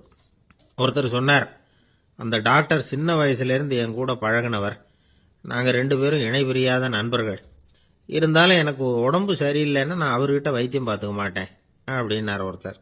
ஏன் அப்படின்னு கேட்டேன். எங்கள் நட்பு கெட்டுப்போடக்கூடாது இல்லையா, அதனால தான் அப்படின்னாரு இவர். அம்மாக்காரங்களுக்கு அடிக்கடி ஏற்படுற கவலை ஒன்று உண்டு, அதாவது குழந்தை சரியாக சாப்பிட மாட்டேங்குதே அப்படிங்கிற கவலை. இவங்கெல்லாம் ஒரு விஷயத்தை நல்லா புரிஞ்சுக்கணும். குழந்தைகள்ங்கிறவங்க பெரியவங்க மாதிரி இல்லை. அவங்க கடிகாரத்தில் மணியை பார்த்துட்டு சாப்பிட்றதுக்கு உட்கார்ற ரகம் கிடையாது. பசிச்சா சாப்பிடுவாங்க, இல்லைன்னா விளையாடுவாங்க அல்லது தூங்குவாங்க. அது புரியாமல் அவங்கள கட்டாயப்படுத்தி அல்லது மிரட்டி சாப்பிட வைக்கிறது ரொம்ப தப்பு. ஒரு 8 மாத குழந்தைக்கு 3 மணி நேரத்துக்கு ஒரு தடவை பசிக்கும். அந்த நேரம் பார்த்து சாப்பாடு கொடுத்தா அடம் பண்ணாமல் அது பாட்டுக்கு சாப்பிட்றோம். அதே குழந்தைக்கு 1 வயசு ஆகிறப்போ 4 மணி நேரத்துக்கு ஒரு தடவை பசிக்கும். இந்த வயசில் இயற்கையாகவே பசி குறைஞ்சிருக்கும். அது புரியாமல் என் குழந்தை முன்னாடி மாதிரி இப்போ சரியாக சாப்பிட மாட்டேங்கிறான் அப்படின்னு சில பேர் டாக்டர்கிட்ட போய் சொல்லிக்கிட்டு இருப்பாங்க. இன்னொரு விஷயம், ஒரு குழந்தைக்கு வயசு அதிகமாகிற வேகத்துக்கு உடம்பு எடையும் அதிகமாகிக்கிட்டே போகாது. உடம்பு எடை அதிகமாகிற வேகம் குறைஞ்சிக்கிட்டே வரும். 6 மாத குழந்தைக்கு ஒரு வாரத்தில் 150 கிராம் எடை கூடும். ஒரு வயசில் வாரத்துக்கு 71 கிராம் எடை கூடும். இது புரியாமல் அதிகமாக சாப்பாட்டை கொடுத்து குழந்தைய கஷ்டப்படுத்தக்கூடாது. ஏன்னா அளவுக்கு மீறின உணவு அஜீரணத்தை உண்டு பண்ணிவிடும். குழந்தைக்கு ஒரு தட்டில் கொஞ்சமாக ஆகாரத்தை வச்சு கொண்டுகிட்டு போய் கொடுக்கணும். மலை மாதிரி குவிச்சு வச்சா அதை பார்த்ததுமே பசி அடங்கி போயிடும். அடித்து மிரட்டி பயமுறுத்தி குழந்தைய சாப்பிட வைக்கிற பழக்கம் இருக்குது பாருங்க, அதுக்கு ஃபுட் ஃபோர்ஸிங் அப்படின்னு பேர். இப்படி பண்ணினா குழந்தைக்கு சாப்பாட்டில் விருப்பம் குறைஞ்சிரும், அதை கண்டாவே வெறுக்க ஆரம்பிச்சிடும். அது மாதிரி உளம் சார்ந்த பசி குறைவு, சைக்கோஜெனிக் அனோரெக்சியா, அது ஏற்படுமா. சாப்பாடுங்கிறதே ஒரு தண்டனை மாதிரி தோணும். குழந்தைகளுக்கு பிடிச்ச மாதிரியான ஆகாரத்தை கொடுக்கணும். சத்து அதிகம் இருக்குங்கிறதுக்காக அதுக்கு பிடிக்காத ஆகாரத்தை கொடுத்து கட்டாயப்படுத்தக்கூடாது. குழந்தைகளுக்கு 2 வயசு ஆகிறப்போ இயற்கையாகவே எதிர்மறை குணம் உண்டாகும். அதாவது அந்த எதிர்மறையாக பேசுறது. இது மாதிரி சமயங்களில் நாம் என்ன சொல்கிறோமோ அதுக்கு நேர்மாறாக நடந்துக்கும். ஏட்டிக்கு போட்டி, சாப்பிட சொன்னால் விளையாட போவோம், விளையாட சொன்னால் சாப்பாடு கேட்கும். இதை புரிஞ்சுக்கிட்டு நடந்துக்கணும். குழந்தை சொன்ன பேச்சை கேட்கலேன்னு கோவப்படக்கூடாது. குழந்தை வளர வளர பிடிவாத குணம் வர்றது சகஜம். கேட்டதை வாங்கி கொடுத்தா தான் சாப்பிடுவேன் அப்படின்னு பிடிவாதம் பண்ணும். வாங்கி கொடுத்து விடுறது தான் உத்தமம். நீங்களும் அதுக்கிட்ட பிடிவாதம் பண்ணிகிட்டு இருக்கக்கூடாது. ஏன்னா கேட்டது கிடைக்கலையேங்கிற ஏமாற்றம் கூட குழந்தையோட பசியை குறைச்சிரும். கேட்டது கிடைச்சுட்டா பசி அதிகமாகும், கொடுத்ததை மலமலன்னு சாப்பிட்றோம். குழந்தைகளுக்கு கண்ட கண்ட நேரத்தில் சாப்பிட்றதுக்கு எதையாவது வாங்கி கொடுத்துக்கிட்டு இருந்தா சாப்பாட்டு நேரத்தில் சாப்பிடாம அடம் பண்ண ஆரம்பிச்சிடும். பள்ளிக்கூடம் போகிற பிள்ளைங்க காலை உணவை சரியாக சாப்பிட மாட்டாங்க. அச்சம், அவசரம், பரபரப்பு இதெல்லாம் தான் காரணம். பள்ளிக்கு புறப்படுறதுக்கு ஒரு 3/4 மணி நேரத்துக்கு முன்னாடியே சாப்பாடு போட்டுருங்க, அது சரியாக போடும். படிக்கிற குழந்தைகள் உடல் சோர்வு, மனச்சோர்வு இது காரணமாக கூட சாப்பிட மறுக்கிறது உண்டு. இப்போ உதாரணமாக சாயந்தரம் விளையாடி விட்டு வீட்டுக்கு வந்ததும் சாப்பிட சொன்னால் வேணாம்பாங்க. இது உடல் சோர்வு. ரொம்ப நேரம் வீட்டு பாடங்களை செஞ்சு முடித்த கையோடு சாப்பிட சொன்னாலும் அவங்களால சரியாக சாப்பிட முடியாது. இது உளச்சோர்வு, அதாவது மனச்சோர்வு. இதை தவிர குழந்தைகளுக்கு உடல் நலக்குறைவு ஏற்பட்டால் கூட சாப்பிட மறுக்கிறது உண்டு. சில மருந்து மாத்திரைகள் கூட பசியை குறைச்சிரும். அதனால் சரியாக தெரிஞ்சுக்கிட்டு குழந்தைகளை சாப்பிட வைக்கணும். அது புரியாமல் கையில் சாப்பாட்டு தட்டை வச்சுக்கிட்டு குழந்தைகளை விரட்டிக்கிட்டு அலையக்கூடாது. ஒரு சின்ன பையன் சொன்னான், எங்கள் அம்மா சாப்பாடு போடுறது தெரிஞ்சால் நான் உடனே வீட்டை விட்டு வெளியில் ஓடி போடுவேன் அப்படின்னா. ஏன் அப்படி பண்ணுறேன்னு கேட்டோம். எங்கள் அப்பா கூட அது மாதிரி தான் சார் பண்ணுவார் அப்படிங்கிறான். ஒரு ஊரில் ஒரு ஆள் இருந்தான். அவன் ஒரு நாள் கோயிலுக்கு போனான். கடவுள்கிட்ட வேண்டிக்கிட்டான், எனக்கு ஒரு 1,00,000 ரூபா நீ கொடுத்தா நான் உன் சன்னதியில் ஒரு தேங்காய் உடைக்கிறேன் அப்படின்னு வேண்டிக்கிட்டான். கடவுள் பார்த்தார். உடனே அவன் கண் முன்னாடி தோன்றினார். இந்தா நீ கேட்ட 1,00,000 ரூபாய் அப்படின்னு சொல்லி அவன் கையில் பணத்தை கொடுத்துட்டு மறைஞ்சிட்டார். இவனால் நம்பவே முடியல. இவ்வளவு சுலபமாக கிடைக்கும்னு தெரிஞ்சிருந்தா அனாவசியமாக ஒரு தேங்காய் உடைக்கிறேன்னு வேண்டியிருக்க வேண்டியது இல்லையே அப்படின்னு நினைச்சான். இருந்தாலும் வேண்டுதலை நிறைவேற்ற வேண்டியது கடமை. அதுக்காக என்ன பண்ணா, பக்கத்தில் ஒரு கடைக்கு போனான். ஒரு தேங்காயை கையில் எடுத்தான். இது என்ன விலைன்னு கேட்டான். 5 ரூபான்னார் கடையில் இருந்தவர். அதிகமாக இருக்குதே விலைன்னா. அப்படின்னா ஒன்று செய்யுங்க, அடுத்த ஊருக்கு போங்க, அங்கே தென்னந்தோப்பு அதிகம், அதனால் அங்கே இதை விட குறைஞ்ச விலைக்கு கிடைக்கும் அப்படின்னார். சரின்னு அடுத்த ஊருக்கு கிளம்புனான். அங்கே போய் விசாரித்தான். ஒரு தேங்காய் 3 ரூபாய் விலைன்னாங்க. இதுவும் அதிகமாக தெரியுதேன்னா. அப்படின்னா ஒன்று செய்ய, அதோ அந்த ஆற்று ஓரமாக ஒரு தென்னை மரம் இருக்கு பார், அதில் நீயே ஏறி பறிச்சுக்கோ, ஒரு தேங்காய்க்கு 1 ரூபா கொடுத்தா போதும் அப்படின்னார் அந்த தோப்புக்கு சொந்தக்காரரு. இவனுக்கு மரம் ஏற தெரியாது, இருந்தாலும் ஆசை யாரை விட்டுது, விலை சல்லிசா இருக்குதே.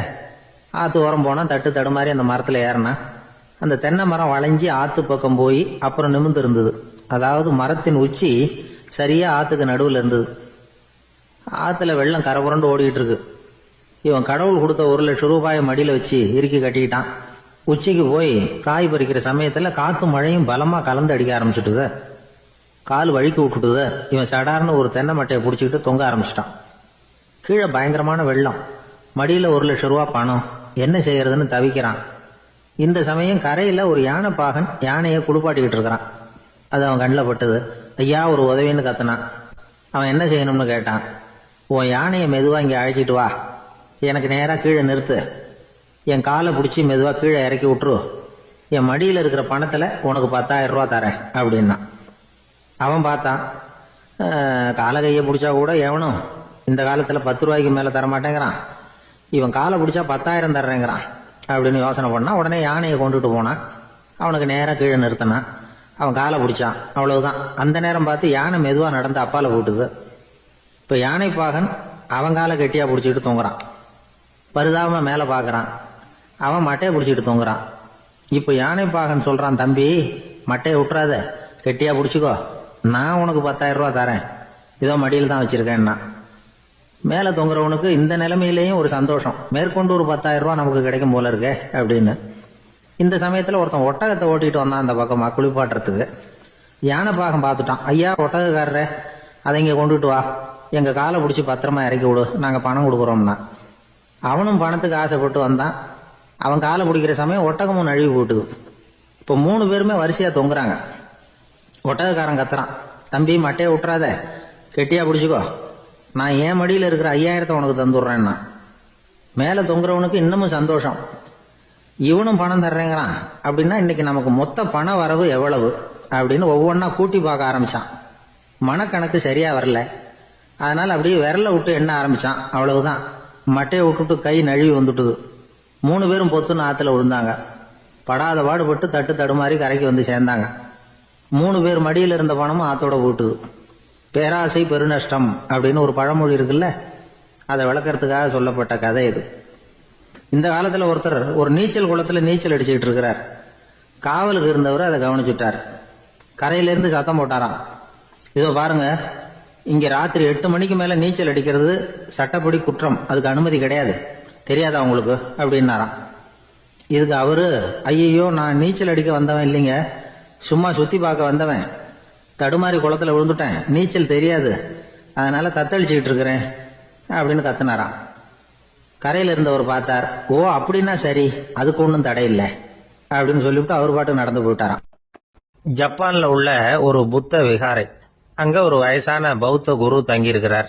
ஒரு நாள் ராத்திரி கடுமையான குளிர், அவரால் தாங்க முடியல. பார்த்தார், மரத்துல செஞ்ச புத்த சிற்பங்கள் அங்க நிறைய இருந்தது. அதுல ஒன்ன எடுத்து அதுக்கு தீ மூட்டி அந்த நெருப்புல குளிர் காஞ்சிட்டு இருக்கிறார். மர சிற்பம் தீ வச்சதும் படபடன்னு வெடிக்க ஆரம்பிச்சுட்டுது. அந்த சத்தத்தை கேட்டதும் அந்த புத்த விகாரையின் குருக்கள் வெளியில ஓடி வந்தார். இவர் ஆனந்தமா குளிர் காஞ்சிக்கிட்டு இருக்கிறார். அவரால் பொறுத்துக்க முடியல. தெருவில் தெரிஞ்சுக்கிட்டு இருந்த அந்த பெரியவரை இங்க தங்க அனுமதிச்சதே அவரு தான். இவர் இப்படி பண்றாருன்னு நினைச்சுக்கிட்டே அவரை கோபமா பார்த்தார். ஏன் இப்படி கோபமா பாக்குறீங்க, இப்படி வந்து உட்காருங்க அப்படிங்கிறாரு இவர். அவருக்கு இன்னமும் கோபம் வந்துட்டுது.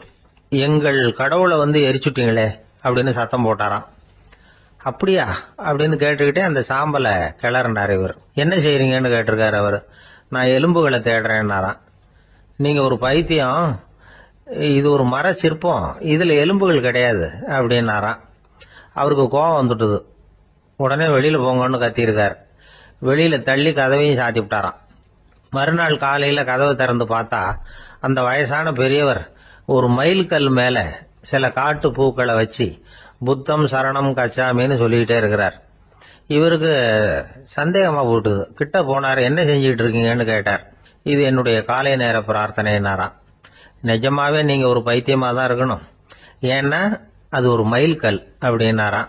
இப்ப அந்த பெரியவர் சொன்னாராம், நீங்க ஒரு மரத்தை புத்தரா நினைக்கும் பொழுது நான் ஏன் ஒரு மைல்கல்ல புத்தரா நினைக்கக்கூடாது? நான் வந்து புத்தரை எரிக்கலாம், ஏன்னா அவரை நான் நேசிக்கிறேன். அந்த சிற்பம் வந்து மரத்தால் ஆனதுங்கிறது எனக்கு தெரியும். நான் ஒரு மைல்கல்ல தொழலாம், ஏன்னா அது எனது பூக்களை தாங்குது. நான் இந்த மைல்கல்லுக்குள்ள மறைஞ்சிருக்கிற புத்தரை பார்க்கிறேன். யாராவது ஒரு சிற்பி இதை சிலையாக்கினாதான் நீங்க புத்தரை பார்க்க முடியும். அன்னைக்கு ரொம்ப குளிரா இருந்தது. நான் எனக்குள்ள இருக்கிற புத்தரையும் பாதுகாக்கணும். உள்ளே இருக்கிற புத்தரை காப்பாத்துறதுக்காக வெளியில உள்ள புத்தரை எரிக்கலாம், அதுல ஒன்றும் தப்பு இல்லை. அது அவருடைய போதனையிலேயே இருக்கு. உனக்குள் ஜோதியாக இரு அப்படிங்கிறது அவருடைய போதனை. என்னுடைய புத்தர் வந்து குளிர்ல நடுங்கிட்டு இருந்தார். அந்த மர சிற்பங்கள் வெயில் மழையில உணர்ச்சி இல்லாம இருந்தது, அதனால அப்படி பண்ணினேன். ஆனா நீங்க என்ன பண்ணீங்க? நான் ஒரு மர புத்தரை எரிச்சதுக்காக உயிருள்ள புத்தரை வெளியில தள்ளி கதவை சாத்தினீங்க அப்படின்னாரா அந்த பெரியவர். உண்மையான பக்திங்கிறது இதுதான். அதாவது உனக்குள் ஜோதியாக இரு அப்படின்னு புத்தர் சொன்னார் இல்லையா, அது மாதிரி தனக்குள் ஜோதியாக இருக்கிற இந்த காலத்து ஆசாமிகள் நிறைய பேர் உண்டு. எப்பவும் போதையிலேயே இருக்கிறவங்க. ஒரு நாள் நடு ராத்திரி ஒரு மது கடையில ஒரு ஆள் அங்குள்ள சிப்பந்திகள் கிட்ட கேட்டுட்டு இருக்கிறான். மறுபடியும் இந்த கடை எப்போ திறப்பாங்கன்னு கேட்டானா. நாளைக்கு காலையில 8 மணிக்கு திறப்பாங்க அப்படின்னு நானா அங்க இருந்த ஆள். அவன் திருப்பி திருப்பி அதையே கேட்டுக்கிட்டு இருக்கான். இவனுக்கு பதில் சொல்லி சொல்லி அழுத்து போச்சு. அதான் சொல்றேன் ஐயா, நாளைக்கு காலையில வா அப்படின்னாங்களாம். அதுக்கு இவன், நான் வர்றதுக்காக கேட்கலையா, நேத்திக்கு வந்தவன் உள்ளேயே மாட்டிக்கிட்டேன், வெளியில போறதுக்காக கேட்டேன் அப்படின்னானா. ஒரே ஒரு ஊர், அந்த ஊருக்கு பேரு கொடையாளிப்பட்டி. அந்த பேருக்கு தகுந்த மாதிரி தான் அந்த ஊர் மக்களும். யார் வந்து என்ன கேட்டாலும் இல்லைன்னு சொல்லாம கொடுப்பாங்க. கொடையாளிகள் நிறைந்த ஊர். இனாமா மட்டும் இல்ல, கடனாவும் பணம் கொடுப்பாங்க. யாருக்காவது அவசரமா பணம் தேவைப்பட்டதுன்னு வச்சுக்கோங்க, அந்த ஊருக்கு போய் வாங்கிக்கலாம். பத்திரம் தேவையில்லை, சாட்சி தேவையில்லை, ஜாமீன் தேவையில்லை, எந்த உத்தரவாதமும் கேட்காம பணம் கொடுத்துருவாங்க. நம்மால் ஒருத்தனுக்கு பணம் தேவைப்பட்டது. சொந்த பந்தம்லாம் கேட்டு பார்த்தா யாரும் கொடுக்கற வழியா தெரியல. எல்லாரும் அவங்கவுங்க சௌரியத்தை பாக்குறவங்க, அடுத்தவங்க சௌரியத்தை பத்தி கவலைப்படாதவங்க. இவன் எல்லாரையும் கேட்டு பார்த்துட்டு சோர்ந்து போய் உக்காந்துட்டான். அந்த நேரம் தான் கொடையாளிப்பட்டியை பத்தி கேள்விப்பட்டான். அப்படி ஒரு ஊர் இருக்கிறது தெரிஞ்சதும் அந்த ஊருக்கு வழி கேட்டுக்கிட்டு ஒரு நாள் புறப்பட்டு போனான். வயல்காட்டு வழியா போக வேண்டியிருந்தது. மெதுவா நடந்து ஊர் எல்லைக்கு வந்துட்டான். 2 பக்கமும் விவசாய வேலைகள் மும்முரமா நடந்துகிட்டு இருக்குது. ஏறு உழுதுகிட்டு இருக்கிறாங்க. அப்ப அங்க ஒரு ஆளை பாம்பு கடிச்சுட்டுது. பக்கத்துல வேலை செஞ்சுக்கிட்டு இருந்தவங்க ஓடி வந்தாங்க. அவசரமா செய்ய வேண்டிய முதல் உதவியெல்லாம் செஞ்சு பார்த்தாங்க. பலன் இல்லை. அந்த ஆள் செத்து போட்டான். அவன் செத்து விட்டான்னு தெரிஞ்சதும் அவனை தூக்கி வரப்பு மேல போட்டுட்டு எல்லாரும் அவங்கவுங்க வேலையை கவனிக்க ஆரம்பிச்சிட்டாங்க. அங்க ஒரு ஆளு இவனை பார்த்து சொன்னான், ஐயா, நீங்க போற வழியில இவன் சொந்தக்காரன் இவனுக்கு சோறு கொண்டுகிட்டு வருவான். இவன் இங்க செத்துட்டான்னு அவன்கிட்ட சொல்லிவிடுங்க அப்படின்னா. இவனுக்கு ரொம்ப ஆச்சரியம். என்னடா இது, பாம்பு கடிச்சுட்டுதுன்னதும் பதறி அடிச்சுக்கிட்டு ஓடி வந்தாங்க, செத்துட்டான்னதும் பேசாம தூக்கி போட்டுட்டு போயிட்டாங்க அப்படின்னு நினைச்சுக்கிட்டே நடந்து போறான். எதிரில் சோறு கொண்டுகிட்டு ஒரு ஆள் வந்தான். இவன் விவரத்தை சொன்னான். அங்க உங்க சொந்தக்காரன் பாம்பு கடிச்சு செத்து போட்டான் அப்படின்னா. அவன் கொஞ்ச நேரம் அமைதியா நின்னான். அதுக்கப்புறமா அங்கேயே வரப்புல உட்காந்து கொண்டுகிட்டு வந்த சோத்தை தானே சாப்பிட்டு முடிச்சான். பேசாம எழுந்திரிச்சு திரும்பி போயிட்டான். கொஞ்சம் கூட பதறல, அழல. இப்படியும் ஒரு ஊரா அப்படின்னு நினைச்சு ஆச்சரியப்பட்டுக்கிட்டே இவன் ஊருக்குள்ள போனான். ஒரு பெரிய மனுஷனை பார்த்து பணம் கேட்டான். அவரும் இவனோட பேரையும் ஊரையும் மட்டும் விசாரிச்சுக்கிட்டு தேவையான பணத்தை கொடுத்துட்டார். பணத்தை வாங்கிட்ட பிறகு தன்னுடைய மனசை அரிச்சுக்கிட்டு இருந்த அந்த விஷயத்தை பத்தி கேட்டான். ஐயா, வழியில ஒருத்தன் செத்துட்டான், அவனை அப்படியே தூக்கி வரப்புல போட்டுட்டு எல்லாரும் வயல்வெளி வேலைகளை பார்த்துக்கிட்டு இருக்கிறாங்களே அப்படின்னா. இதுக்கு அந்த பெரியவர் சொன்னார், ஆமா, அப்படித்தான் செய்வோம். வேலை முடிஞ்சு வீட்டுக்கு திரும்புறப்ப அவனை தூக்கிட்டு வந்து அடக்கம் பண்ணிடுவோம் அப்படின்னார். ரொம்ப ஆச்சரியமா இருக்கு அப்படின்னா. ஏன் உங்க ஊர்ல யாராவது செத்துட்டா என்ன பண்ணுவீங்க அப்படின்னு கேட்டார். என்ன இப்படி கேக்குறீங்க, எங்க ஊர்ல எல்லாம் பணத்தை தூக்க விட மாட்டாங்க, ஒப்பாரி வைப்பாங்க, கட்டி புரண்டு அழுது புலம்பி தீத்துருவாங்க அப்படின்னா. இவன் பெரியவர் பார்த்தார். அவங்கிட்ட கொடுத்த பணத்தை லபக்குன்னு பறிச்சுக்கிட்டார். திருப்பி வாங்கிட்டார். இவன் பதறி போய் நிக்கிறான். அவரு சொன்னார், பணத்தையே விட மாட்டேன்னு கட்டுப்பிடிச்சு அழுதா நான் கொடுத்த பணத்தை மட்டும் எப்படி திருப்பி கொடுக்க போற, போயிட்டு வா அப்படின்னு விரட்டி விட்டாராம். இந்த கதையை நண்பர் ஒருத்தர் சொன்னார். கதை வேடிக்கையா தெரிஞ்சா கூட இதுல கருத்து உண்டு. பணம் பிணம் இது ரெண்டையுமே விடுறதுக்கு அவ்வளவு சுலபமா மனம் வர்றதில்லை. இந்த 2 விஷயங்கள்லயும் அறிவார்ந்த செயல்பாடு தேவை. ஒரு பேருந்து மரத்துல மோதி விட்டது. எல்லாரும் அடிபட்டு முனைகிட்டு கிடக்குறாங்க. டிரைவர், கண்டக்டர் இவங்களுக்கும் அடி. அவங்களும் ஒரு பக்கம் கிடக்குறாங்க. ஒரு மூலையில கிடக்கிற ஒருத்தன் மெதுவா முக்கி முனகி கண்டக்டர்னு சத்தம் போடுறான். கண்டக்டர் மெதுவா நகர்ந்து அவங்கிட்ட போய் என்னன்னு விசாரிக்கிறார். அவன் ரொம்ப சிரமப்பட்டு வாயை திறந்து ஒரு 15 காசு சில்லற பாக்கி அப்படின்னானா. ஒரு அலுவலகம். அங்க ஒரு அதிகாரி. அவர் உயர்ந்த பதவியில் இருந்தார். சிறந்த நிர்வாகின்னு பேர் வாங்கினவர்.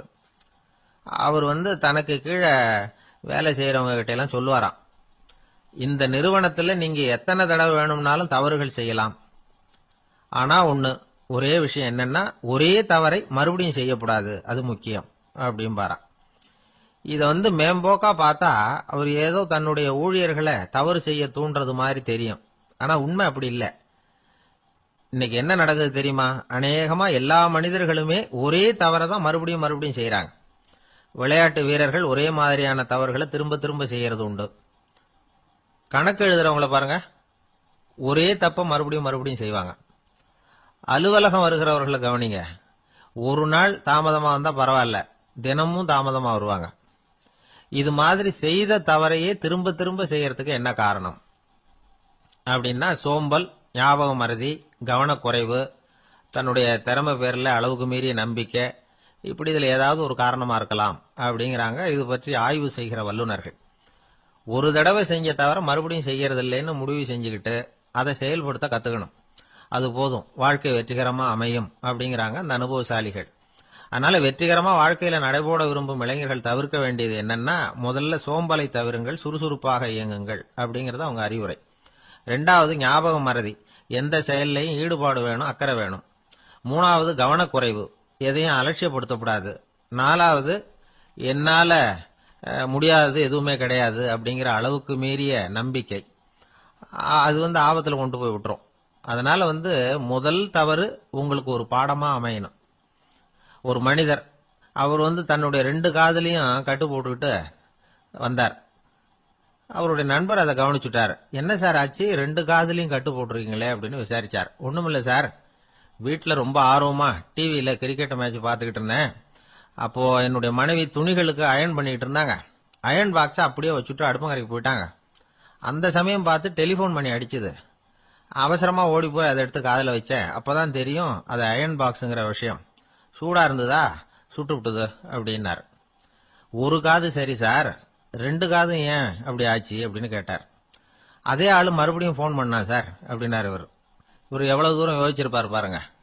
அதனால ஒரு தவறு மறுபடியும் நடக்கக்கூடாது. முதல் தவறு உங்களுக்கு ஒரு பாடமாக அமையட்டும் அப்படிங்கிறது தான் இதுல இருந்து நாம தெரிந்து கொள்ள வேண்டிய கருத்து. அதனால தவறுகள் அதெல்லாம் தடைக்கெல்லாம் நினைக்க வேண்டாம், படிக்கெல்லாம் நினைப்போம். அப்படி நினைச்சோம்னா வாழ்க்கையில வெற்றி நிச்சயம்.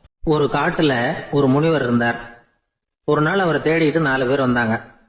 சுவாமி, எங்களுக்கு ரொம்ப நாளா ஒரு சந்தேகம்னாங்க. என்னன்னு கேட்டார். இந்த உலகத்துல எவ்வளவோ காரியங்கள் நடக்குது, எது நியாயம் எது அநியாயம் அப்படின்னு புரிஞ்சுக்க முடியலன்னாங்க. அது யாராலையும் புரிஞ்சுக்க முடியாதுன்னார் முனிவர். வந்தவங்களுக்கு ஆச்சரியமா போச்சு, ஒரு மாதிரியா பார்த்தாங்க. இத முனிவர் கவனிச்சார். சரி புறப்படுங்க என்னோடன்னார். எங்கன்னு கேட்டாங்க. இப்போ உங்க 4 பேரையும் ஒரு புஷ்பக விமானத்துல அழைச்சிட்டு போறேன். இந்த உலகத்துல சர்வசாதாரணமா நடக்கக்கூடிய ஒரு காட்சியை உங்களுக்கு காட்ட போறேன். நீங்க பார்க்க போற அந்த காட்சி நியாயமா அநியாயமா அப்படிங்கறத என்கிட்ட சொல்லணும். நீங்க சரியான பதில் சொன்னா புஷ்பக விமானத்துல தொடர்ந்து பிரயாணம் பண்ணலாம். தவறான பதில் சொன்னா இந்த புஷ்பக விமானம் உங்களை கீழே தள்ளி விட்டுரும் அப்படின்னார். 4 பேருக்கும் பயம்தான். இருந்தாலும் முனிவர் கூப்பிடுறாரு அப்படின்னு சொல்லி புறப்பட்டாங்க. அவங்க எல்லாரும் புறப்பட்டு ஒரு காட்டு வழியா போயிட்டு இருக்கிறாங்க புஷ்பக விமானத்துல. அங்க நடக்கிற ஒரு காட்சியை காட்டுறார் முனிவர். அதோ அங்க பாருங்கன்னார். அந்த விமானத்துல இருந்தபடியே எல்லாரும் கீழே குனிஞ்சு பாக்குறாங்க. அங்க ஒரு தாய் புலி அப்பதான் குட்டி போட்டிருக்கு. குட்டிகளை ஈன்ற உடனே பசிக்கு இறை தேடி அந்த பக்கமா வருது. அதே நேரம் ஒரு தாய் மான், அதுவும் அப்பதான் குட்டி போட்டிருக்கு. அதுவும் இதே மாதிரி குட்டிகளை ஈன்ற உடனே பசிக்கு இறை தேடி அந்த பக்கமா வருது. இப்ப அந்த புலி அந்த மானை அடிச்சு போட்டுடுது. அதுவும் சாப்பிடுது, குட்டிகளுக்கும் கொடுக்குது. இப்போ அந்த புலி குட்டிகள் முகத்துல மகிழ்ச்சி, தாயை இழந்த அந்த மான் குட்டிகள் முகத்துல துக்கம். இப்போ அந்த முனிவர் 4 பேர்கிட்டையும் கேட்கிறார், நீங்க இங்க பாத்தீங்களே, இதுல எது நியாயம் எது அநியாயம்? ஒவ்வொருத்தரா சொல்லுங்க. உங்க பதில் சரியில்லைன்னா இந்த விமானம் உங்களை கீழே தள்ளி விட்டுரும். சொல்லுங்க பார்க்கலாம்னார். முதல்ல ஒருத்தன் சொன்னான், அந்த புலி செஞ்சது சரிதாங்க. அது பசிக்கு அதுதான் ஆகாரம். தன்னுடைய பசிக்கு தானே இறை தேடிக்கிட்டது. அதுல என்ன தப்பு? அவ்வளவுதான். அதனால புலி செஞ்சது நியாயம்தான் அப்படின்னா. அவ்வளவுதான், அந்த விமானம் அவனை அப்படியே கீழே தள்ளி விட்டுட்டுது. அதனால அவன் கொடுத்த பதில் சரியில்லை அப்படிங்கிறது புரிஞ்சு போச்சு. இப்ப 2வது ஆள் சொன்னான், புலி செஞ்சது பாவம், அந்த தாய்மான் என்ன தப்பு பண்ணிச்சு? இப்ப அந்த குட்டிகளுக்கு யாரு ஆதரவு? அதனால புலி செஞ்சது அநியாயம் அப்படின்னா. அவ்வளவுதான், அவனையும் கீழே தள்ளி விட்டுடுது அந்த விமானம்.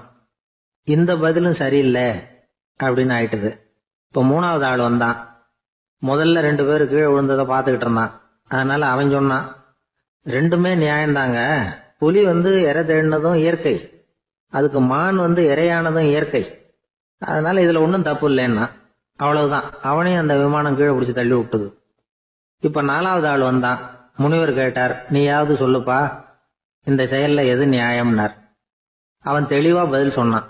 அதாவது என்ன சொன்னான்னா, எனக்கு தெரியல அப்படின்னா. அவனை விமானம் கீழே தள்ளல, சௌரியமா அழைச்சிட்டு போட்டுது. இவனும் பிரயாணம் சௌக்கியமா பண்ணானா. ஆக இதுதான் சரியான பதிலுங்கிறத முனிவர் உணர்த்தினார். இந்த கதையிலிருந்து நாம புரிஞ்சுக்க வேண்டியது என்னன்னா, இந்த உலகத்துல எவ்வளவோ காரியங்கள் நடக்குது. அதெல்லாம் ஏன் அப்படி நடக்குதுங்கிறதுக்கு எப்பேற்பட்ட பண்டிதராலும் பதில் சொல்ல முடியாது. தெரியாததை தெரியாதுன்னு ஒத்துக்கிட்டா வாழ்க்கை பிரயாணம் சுகமா இருக்கும். அதனால தேவையில்லாத விஷயங்களை புரிஞ்சுக்கிறதுக்கு நேரத்தை செலவு பண்ணிட்டு இருக்க கூடாது. வாழ்க்கையை குழப்பிக்க கூடாது. வாழ்க்கைக்கு தேவையானது என்னவோ அதை மட்டும் புரிஞ்சுக்கிட்டா போதும். இந்த காலத்து ஆள் ஒருத்தன் ஒரு பெரியவரை தேடி வந்தான். ஐயா, ஒரு சந்தேகம்னா. என்ன உன்னுடைய சந்தேகம்னார். பகுத்தறிவுன்னா என்ன, விதின்னா என்ன அப்படின்னு கேட்டான். இதுக்கு அவரு, இப்போ உன்னுடைய வலது கால தூக்குன்னார். தூக்கினான். சரி, இப்போ உன்னுடைய வலது கால கீழே இறக்காம உன்னுடைய இடது காலையும் தூக்குன்னார். தூக்கினான். பொத்துன்னு கீழே விழுந்துட்டான். பெரியவர் சொன்னார், உன்னால ஒரு கால தூக்க முடிஞ்சது, அதுதான் பகுத்தறிவு. 2 கால்களையும் ஒரே சமயத்துல தூக்குனா அடிபடும் அப்படிங்கிறது தான் விதி அப்படின்னு விளக்கம் கொடுத்தார். இவன் தன்னுடைய விதியை நொந்துகிட்டே இடுப்பை பிடிச்சிக்கிட்டு அங்கிருந்து நடந்து போயிட்டான். ஒரு நாள் காலை நேரம் ஒரு குரு படுக்கையை விட்டு எழுந்திருக்கிறார். உடனே சீடர்களை பார்த்து எல்லாரும் இப்படி வாங்கங்கிறார். எல்லாரும் வர்றாங்க வேகமாக.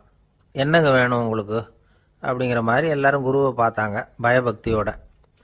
குரு அந்த சீடர்களை பார்த்து, இதை பாருங்க, இப்போ நான் ஒரு சிக்கலான விவகாரத்தில் மாட்டிக்கிட்டு இருக்கிறேன், அதை நீங்கள் தீர்த்து வச்சா நல்லதுன்னார்.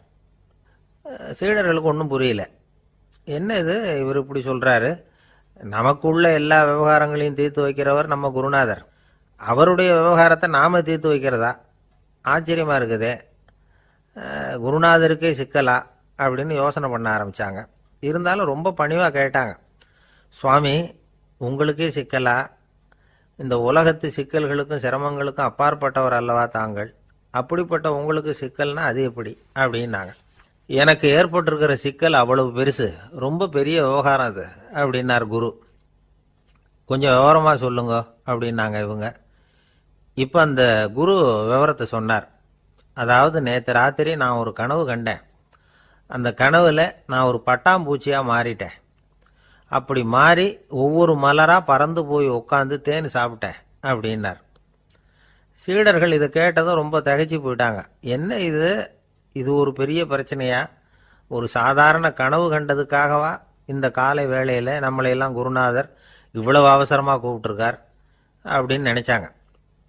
இருந்தாலும் கேட்டாங்க, இதில் என்ன சிக்கல் சுவாமி, கனவுங்கிறது எல்லாருக்கும் வரத்தானே செய்யும் அப்படின்னார் ஒரு சீடர். சீடர்களே, பிரச்சனை அது இல்லை. நான் இன்னைக்கு காலையில் கண்ணு முழிச்சு பார்த்தப்போ நான் நானாக மறுபடியும் மாறிட்டேங்கிறத தெரிஞ்சுக்கிட்டேன்.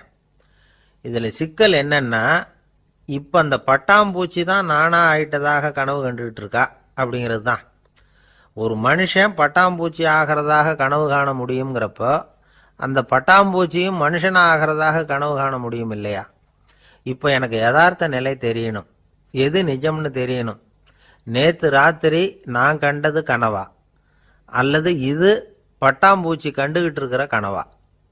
இதுதான் குரு கேட்ட கேள்வி. இதை கேட்டதும் சீடர்கள் ரொம்ப குழம்பி போயிட்டாங்க. சுவாமி, இது வரைக்கும் நாங்கள் தூங்குறப்ப பார்க்கறது கனவுன்னும் மூழ்கிக்கிட்டு இருக்கிறப்ப பார்க்கறது நனவுன்னு நம்பிக்கிட்டு இருக்கிறோம். இப்போ எங்களை ரொம்ப குழப்பிட்டீங்க, இதுக்கு பதில் சொல்ல எங்களுக்கு சக்தி இல்லை அப்படின்னு சொல்லிவிட்டாங்களாம். அதுக்கப்புறம் அந்த குரு சொன்னாராம், நினைவு தான் முக்கியமான அம்சம். முடிவு கட்டம்னா பகலின் நினைவுகளை விட இரவின் கனவுகளே ரொம்ப உண்மை. ஒருத்தன் தூங்க போனால் தூங்கிக்கிட்டே இருந்தால் அவன் காணும் கனவு பொய்ங்கிறத அவன் உணர மாட்டான். ஒவ்வொரு கனவும் காணும் பொழுது அது ரொம்ப உண்மையாக தான் தெரியுது. ஒரு கனவு கூட உண்மை இல்லைன்னு கனவுல தோன்றுவதே இல்லை அப்படின்னார் குரு. அகில வாழ்வு அத்தனையும் சொற்பனம் கண்டாய் அப்படிங்கிறார் தாயுமானவர். ஆகையினால நம்ம கனவுலேருந்து நாம் என்னைக்கு முழிச்சிக்க போகிறோம் அப்படிங்கிறது தான் ஒரு முக்கியமான கேள்வி. ஒருத்தர் வந்தார், காலில் கட்டோடு வந்தார். என்னங்க காலில் கட்டுன்னு?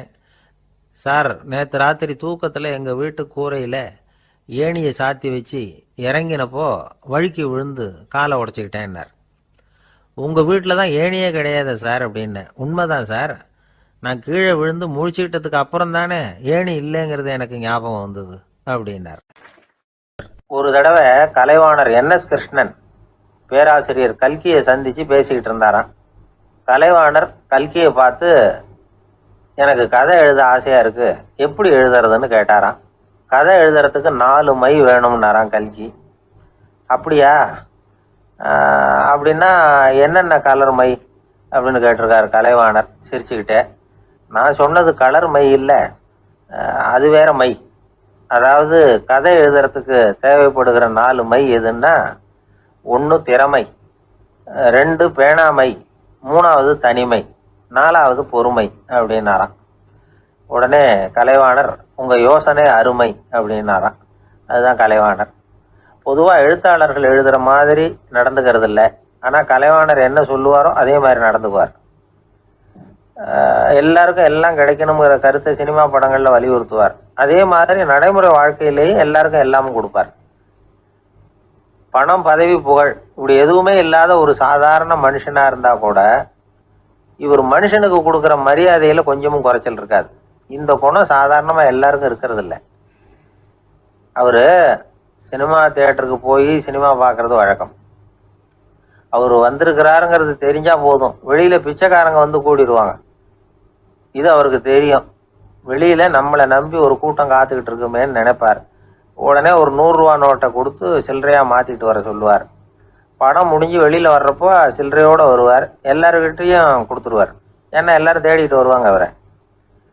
என்ன எல்லாரும் சௌக்கியமா இருக்கிறீங்களா அப்படின்னு பிரியமா விசாரிப்பார். ஏதோ ரொம்ப நெருங்கின சொந்தக்காரங்களை விசாரிக்கிறது மாதிரி விசாரிப்பாரு. தன்கிட்ட இருக்கிற சில்லறையை எல்லாருக்கும் சமமா பிரிச்சு கொடுத்துட்டு தான் அங்கிருந்து புறப்படுவார். ஒரு நாள் அது மாதிரி புறப்படுற சமயத்துல ஒரு சின்ன பையனுக்கு சில்லறை எதுவும் கிடைக்கல கொடுக்கறதுக்கு. இது கலைவாணருக்கு தெரியாது. கார்ல ஏறி புறப்பட்டு போயிட்டார். அந்த பையன் காரை பிடிச்சிக்கிட்டு பின்னாடியே ஓடியாந்துருக்கிறான். ஐயா, நீங்களே இல்லைன்னு சொன்னா நான் என்ன பண்றது? இன்னைக்கு பட்னி தான், அம்மாவுக்கு வேற உடம்பு சரியில்லை அப்படின்னு கத்திக்கிட்டே ஓடியாந்தானா. கலைவாணர் கவனிச்சுட்டார். உடனே காரை நிறுத்த சொன்னார். இறங்கினார். அந்த சின்ன பையனை கட்டி பிடிச்சிக்கிட்டு என்ன மன்னிச்சுக்கப்பா, நான் கவனிக்காம வந்துட்டேன் அப்படின்னு சொல்லி அழ ஆரம்பிச்சுட்டாராம். இன்னொரு தடவை இதே மாதிரி ஒரு தியேட்டர்ல இருந்து வெளியில வந்திருக்கிறார். ஒரு ஆள் அவர்கிட்ட வந்து நின்றுருக்கார். அவர் கொடுக்கறதுக்கு இவர்கிட்ட பணம் இல்லை. பணம் இல்லையாப்பா அப்படின்னாராம். உங்ககிட்டயே இல்லையா அப்படின்னாராம் அவரு. கலைவாணருக்கு மனசு ரொம்ப சங்கடமா போச்சு. உடனே புறப்பட்டு வீட்டுக்கு போனார். அங்க இங்க தேடி பார்த்து அங்க இருந்த கொஞ்ச நெஞ்ச சில்லறையை எடுத்தார். காரு டிரைவரை கூப்பிட்டார். தியேட்டர் வாசல்ல நின்றுகிட்டு இருந்த ஆசாமியோட அங்க அடையாளங்களை சொன்னார். காரை எடுத்துட்டு போய் அந்த ஆளை கண்டுபிடிச்சி இந்த காசை கொடுத்துட்டு வா அப்படின்னு அனுப்பி வச்சாராம். பிச்சை போடுறதுக்காக காரை அனுப்புனதாக வேற யாரை பத்தியாவது நீங்க கேள்விப்பட்டிருக்கிறீங்களா? அவர் ஒரு வித்தியாசமான மனிதர், வித்தியாசமான கலைஞர். கலைவாணரோட சகோதரர் கல்யாணம் நடந்தது. அதுல தியாகராஜ பாகவதர் கச்சேரி முடிஞ்ச உடனே அதுல சம்பந்தப்பட்ட கலைஞர்களுக்கெல்லாம் கலைவாணர் பரிசுகள் கொடுக்கிறார். அந்த கச்சேரியில கடம் வாசிச்சவருக்கு மட்டும் மற்ற எல்லாருக்கும் கொடுத்ததை விட பெருசா ஒரு வெள்ளி கோப்பையை பரிசா கொடுத்தாராம். மற்றவங்களுக்கு எல்லாம் சின்னதா கொடுத்துட்டு கட வித்துவானுக்கு மட்டும் பெருசா பரிசு கொடுக்குறீங்களே ஏன்னு கேட்டிருக்கிறாங்க. அதுக்கு கலைவாணர் விளக்கம் கொடுத்தாராம். இப்பெல்லாம் ரயில்ல கூட்டம் அதிகங்கிறது உங்களுக்கு எல்லாருக்கும் தெரியும். இந்த வித்வான் இவ்வளவு பெரிய மண்பானைய ரயில்ல ரொம்ப பத்திரமா உடையாம ரொம்ப தூரத்துல இருந்து கொண்டு வந்திருக்கிறாரே, அது என்ன சாமான்யமான காரியமா? அவரோட அந்த சாமர்த்தியத்தை பாராட்டுறதுக்காக தான் அவருக்கு இவ்வளவு பெரிய பரிசு அப்படின்னாராம். ஒரு வயசான அம்மா தெரு வழியா போயிட்டு இருந்தாங்க. அவங்க கையில எண்ணத்தையோ வச்சுக்கிட்டு அதை அடிக்கடி பார்த்துக்கிட்டே இருந்தாங்க. ஒருத்தன் மெதுவா அவங்க கிட்ட போய் கையில் இருக்கிறது என்ன அப்படின்னு எட்டி பார்த்தா அவங்க கையில 4 பல்லு இருந்துதான். இவன் ஆச்சரியமா அந்த அம்மாவை பார்த்தான். ஏம்மா, உனக்கு என்ன பைத்தியமா? ஏது இந்த பல்லு? இதை என்னத்துக்காக கையில வச்சுக்கிட்டு அலைஞ்சிக்கிட்டு இருக்கிற அப்படின்னு கேட்டிருக்கான். அதுக்கு அந்த அம்மா விவரம் சொல்ல ஆரம்பிச்சாங்களாம். இதை பாருப்பா, எனக்கு ஒரு மகன் இருந்தான். அவனை ரொம்ப செல்லமா வளர்த்தேன்.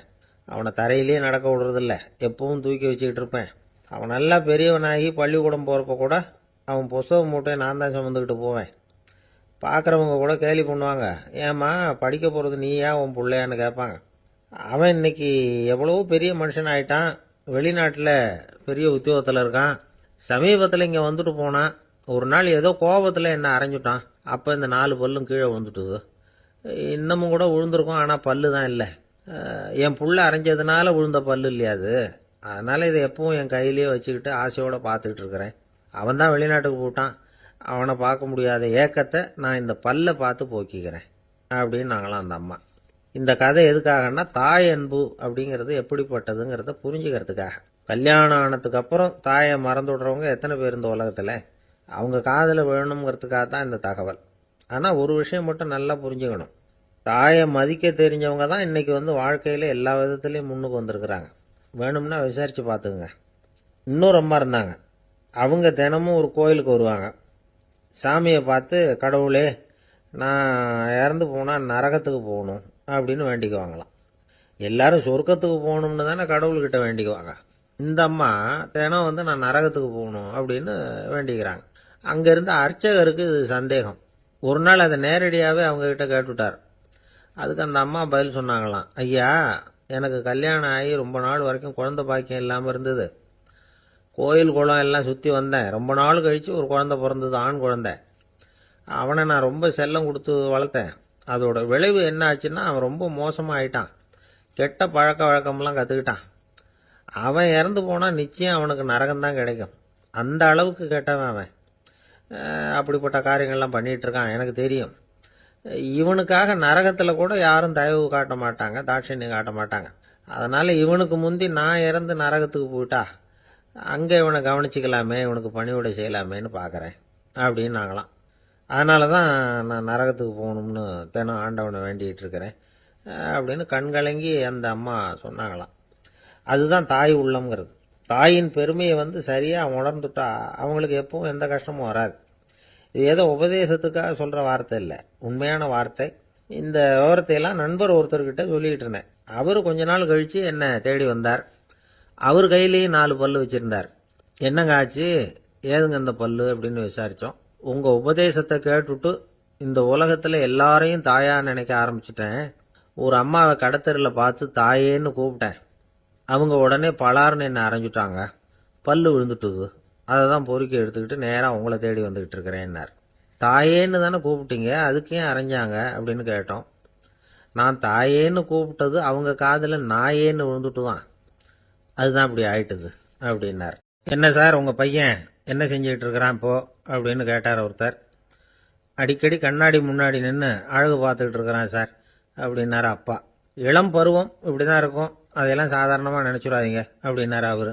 என்ன சார் சொல்கிறீங்க, கண்ணாடி முன்னாடி நின்றுக்கிட்டு நேரத்தை வீணாக்கிக்கிட்டு இருக்கான், அதை ஒரு பெரிய விஷயமா நான் நினைக்கணுமா அப்படின்னாரு இவர். இளம் பருவத்தில் இளைஞர்களுக்கும் சின்ன பொண்ணுங்களுக்கும் அடிக்கடி கண்ணாடியில் பார்க்கணும்னு தோணும். அது வெறுமனே அழகு பார்க்கறது மட்டும் இல்லை, அவங்க தங்களையே தேடி கண்டுபிடிக்கிற ஒரு முயற்சி அது. இது ஒரு மனோதத்துவ விளைவு. இது வரைக்கும் சின்ன பிள்ளையா இருந்துட்டோம், இனிமேல் நாமளும் மற்றவங்க மாதிரி மனிதர்கள் தான் அப்படிங்கிற உணர்வு அவங்களுக்கு வருது. தங்களோட முகம் எப்படி இருக்குது, அழகு எப்படி இருக்குது, உடம்பு நேரம் எப்படி இருக்குது, முடி எப்படி இருக்குது அப்படிங்கிறதையெல்லாம் கண்டுபிடிக்கிறாங்க. அதுக்கப்புறம் இன்னொரு ஆணோ பொண்ணோ தன்னை கவனிக்கணும் அப்படின்னு நினைக்கிறாங்க. இதெல்லாம் மனோதத்துவ உண்மைகள், இதெல்லாம் இயற்கை. இதை பார்த்துட்டு பெற்றவங்க பிள்ளைங்க கெட்டு போட்டாங்க அப்படின்னு நினைக்கக்கூடாது, அவங்கள திட்டிக்கிட்டே இருக்கக்கூடாது. இன்னைக்கு பல குடும்பங்களில் இதுதான் நடந்துகிட்டு இருக்குது. மனுஷ வாழ்க்கையிலேயே இப்படியும் இல்லாத அப்படியும் இல்லாத ஒரு பருவம் இளம் பருவம். 13லேருந்து 19 வயசுக்கு உட்பட்ட ஆண்கள் பெண்கள் இந்த வகையை சேர்ந்தவங்க, டீனேஜ் குரூப். இவங்கள சின்னவங்கன்னு நினச்சிட முடியாது, பெரியவங்கன்னு நினச்சிட முடியாது. இவங்க ரொம்ப சென்சிட்டிவ். சமூகம் நினைச்சா இவங்களை நல்லவங்களாகவும் ஆக்கலாம், கெட்டவங்களாகவும் ஆக்கலாம். கொஞ்சம் அக்கறை எடுத்துக்கிட்டால் பெரிய பெரிய மேதைகளையும் விஞ்ஞானிகளையும் உருவாக்கலாம். ஆனால் நடக்கிறது என்ன தெரியுமா, அநேகமாக இவங்களை யாருமே சரியாக புரிஞ்சுக்கிறது இல்லை, இவங்களை சரியாக நடத்துறதும் இல்லை. இது வரைக்கும் நாம் சொல்கிறத கேட்டுக்கிட்டு இருந்தான், இப்போல்லாம் அவன் இஷ்டத்துக்கு நடக்க ஆரம்பிச்சுட்டான் அப்படின்னு வருத்தப்படுற பெற்றோர்கள் அதிகம். இது வருத்தப்படுற விஷயம் இல்லை, சந்தோஷப்பட வேண்டிய விஷயம். உங்கள் புள்ள சொந்தமாக யோசிக்க ஆரம்பிக்கிறதும் நடந்துக்க ஆரம்பிக்கிறதும் ஒரு தப்பான விஷயமா? அவன் கடைசி வரைக்கும் உங்கள் பேச்சையே கேட்டுக்கிட்டு இருக்கணுங்கிறது என்ன நியாயம்? இன்னைக்கு இளைஞர்களை பெரியவங்க தப்பாக புரிஞ்சுக்கிட்டு தவறாக நடத்துறதுனால தான் அவங்களுக்கு வெறுப்பு, எரிச்சல், மனக்கசப்பு எல்லாம் உண்டாகுது. பெற்றவங்க சரியாக மதிக்கிறது இல்லை அப்படிங்கிற ஒரே காரணத்தினாலேயே வீணா போகிற பிள்ளைங்க இன்னைக்கு அதிகம். சரி, பெற்றவங்களுக்கு இன்னைக்கு என்னதான் புத்தி சொல்ல வர்றீங்க அப்படின்னு கேட்குறீங்களா? நாம எதையும் சொல்ல வரல, ஆனால் அது சம்பந்தமான சில நிபுணர்கள் சொல்லியிருக்கிறத உங்க காதில் போட்டு வைக்கலாம். அது என்னன்னா, பிள்ளைங்க கிட்ட அன்பு செலுத்துங்க. குழந்தையா இருந்தப்போ எவ்வளவு பாசமா இருந்தீங்க, வளர வளர அதை ஏன் குறைச்சிக்கிறீங்க?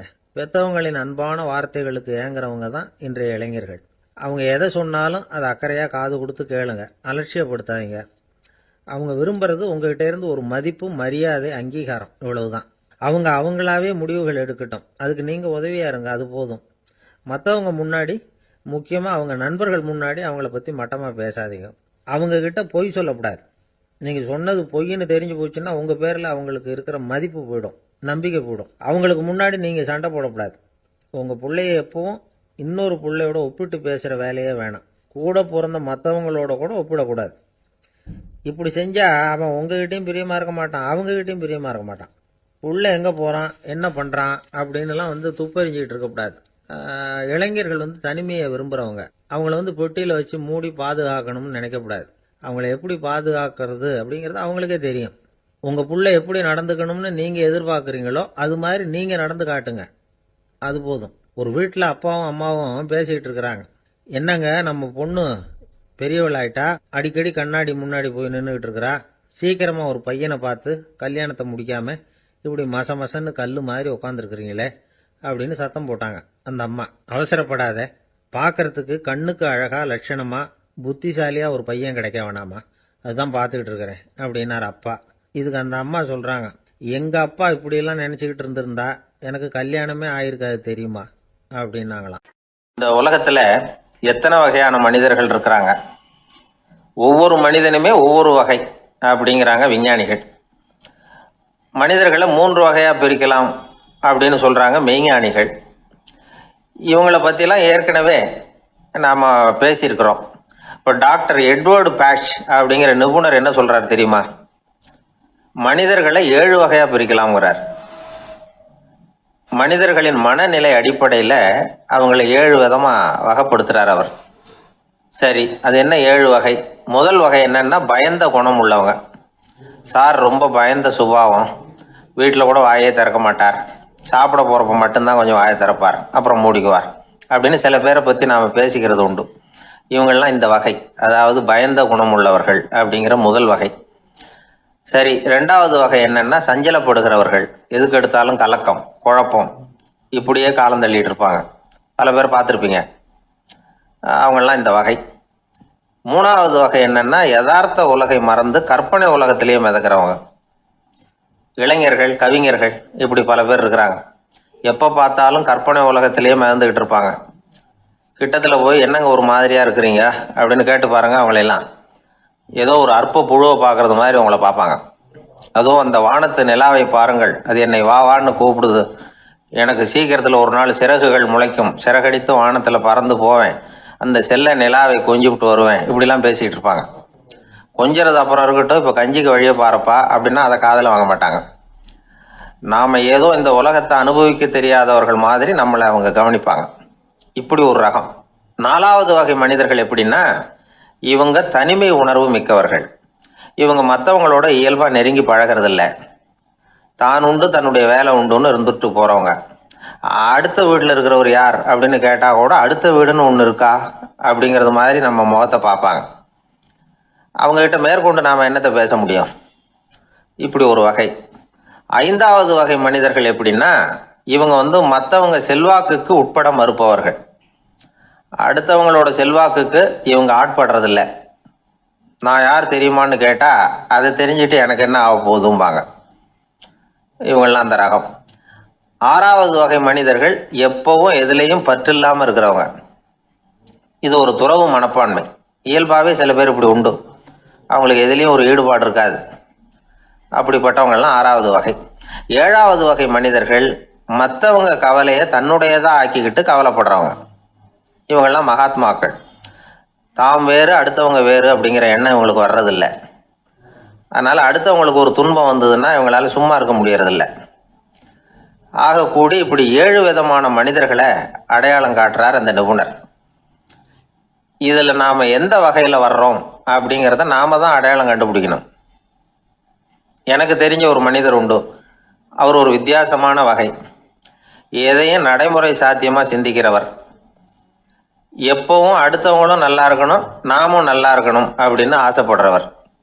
அவருக்கு ஒரு சமயம் திடீர்னு உடம்பு சுகம் இல்லாம போயிட்டுது. டாக்டர் கிட்ட போனார், பணம் கொடுத்தார், வைத்தியம் பார்த்துக்கிட்டார். அவர் எழுதி கொடுத்த மருந்து சீட்டை வாங்கினார். ஒரு மருந்து கடைக்கு போனார், பணம் கொடுத்தார், மருந்து வாங்கினார். அதை எடுத்துட்டு வீட்டுக்கு வந்தார். அதுக்கப்புறம் அந்த மருந்து அவர் சாப்பிடணும்ல, சாப்பிடவே இல்லை, அப்படியே சும்மா வச்சுட்டார். அவரை பார்த்து கேட்டேன், ஏன் சார் இப்படி பண்றீங்க, வீண் செலவு தானே இது, நீங்க ஏன் டாக்டர்கிட்ட போய் பணம் செலவு பண்ணுனீங்கன்னு கேட்டேன். அவர் சொன்னாரு, டாக்டர் வாழணும் இல்லையா, அதனால தான் அப்படின்னார். சரி, அப்புறம் ஏன் மருந்து வாங்கினீங்க அப்படின்னு கேட்டேன். மருந்து கடைக்காரர் வாழணும் இல்லையா, அதனால தான் அப்படின்னார். சரி, அப்புறம் ஏன் வாங்கின மருந்து சாப்பிடாம வச்சுட்டீங்க அப்படின்னதுக்கு, நான் வாழணும் இல்லையா அதனால தான் அப்படின்னார். இவர் வாழ்க்கையை புரிஞ்சுக்கிட்டவர். இப்படி வாழ்க்கையை புரிந்து கொண்டு வாழ தெரிஞ்சுக்கணும். எந்த வகை மனிதர் நாம் அப்படிங்கிறத புரிஞ்சுக்கிட்டு வாழ்ந்தோம்னா வாழ்க்கையில வெற்றி நிச்சயம். திபேத் நாட்டில் புத்த மடாலயங்கள் நிறைய உண்டு. அதுக்கு ஒரு தலைமையகமும் உண்டு. அது இந்த திபேத் தலைநகரம் லாசாவில் இருக்குது. ரொம்ப காலத்துக்கு அப்பால் அதை பற்றியெல்லாம் நிறைய விவரங்கள் எழுதி வச்சிருக்கிறாங்க.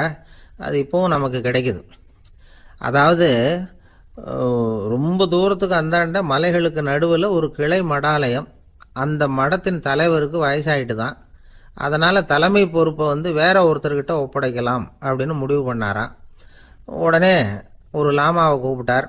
அவர் மூலமாக தலைமை மடாலயத்துக்கு செய்தி அனுப்புனார், பொருத்தமான வாரிசு ஒருத்தரை அனுப்பி வைக்கும்படியாக. அந்த வாலிப லாமா புறப்பட்டார். காடு மேடெல்லாம் நடந்து போகிறார். ரொம்ப நாள் கழித்து தலைமை பீடத்தை அடைஞ்சார். தலைமை குருக்கிட்ட விவரத்தை சொன்னார். தகுதியான ஒருத்தரை அனுப்பி வச்சா அழைச்சிட்டு போகிறேன் அப்படின்னார்.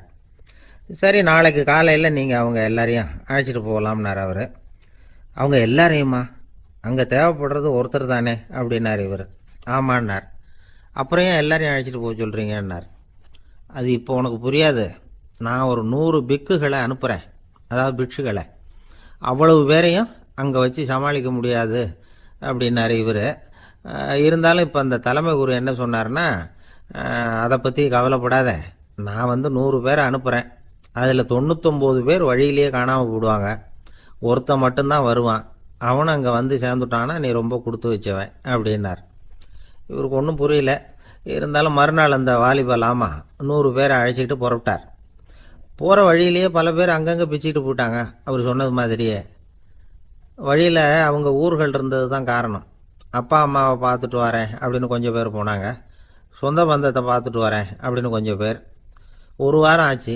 இப்போ மிஞ்சினது 10 பேர் தான். வழியில் ஒரு நகரம். அங்கே சில பிட்சுக்கள் சந்தித்தாங்க.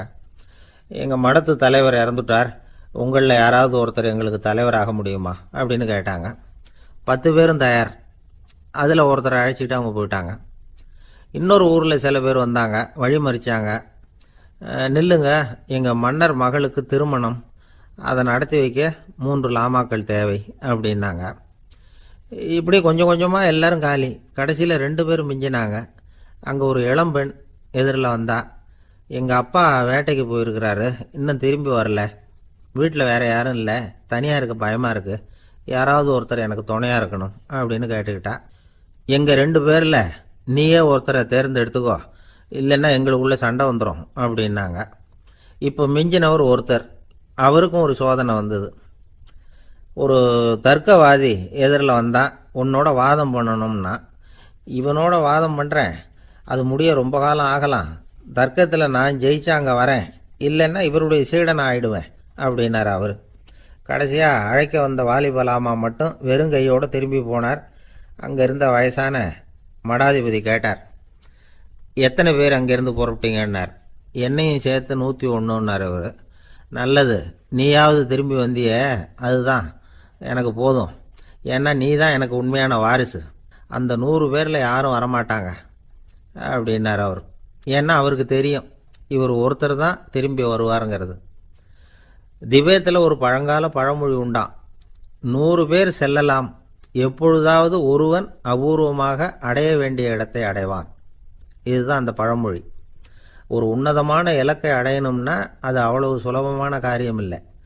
இந்த காலத்து மடாலயம் ஒன்று, அதில் ஒரு தலைவர், அவருக்கு வயசாயிட்டுது, தனக்கு ஒரு வாரிசை நியமிக்கணும் அப்படின்னு ஆசைப்பட்டார். ரொம்ப கஷ்டப்பட்டு ஒருத்தரை பிடிச்சார். தனக்கு வாரிசாக நியமிச்சுட்டு அவர் சமாதி ஆயிட்டார். புதுசாக பொறுப்பேற்றுக்கிட்டவர் அப்படியே உட்காந்துருந்தார். அவரை தேடிட்டு பத்திரிகை நிருபர்கள்லாம் வந்தாங்க, கேட்டாங்க. அவர் உங்கள் பொறுப்பில் அவர் பெரியவர் விட்டுட்டு போன இது எவ்வளவு சுமாராக தேரும், எவ்வளவு விட்டுட்டு போனார் அப்படின்னு கேட்டிருக்கிறாங்க. அது என்ன ஒரு 50 லட்சம் இருக்கும் அப்படின்னாராம். அவ்வளவும் பணமா அப்படின்னு கேட்டிருக்காங்க. இல்லைங்க, கடன் அப்படின்னாராம்.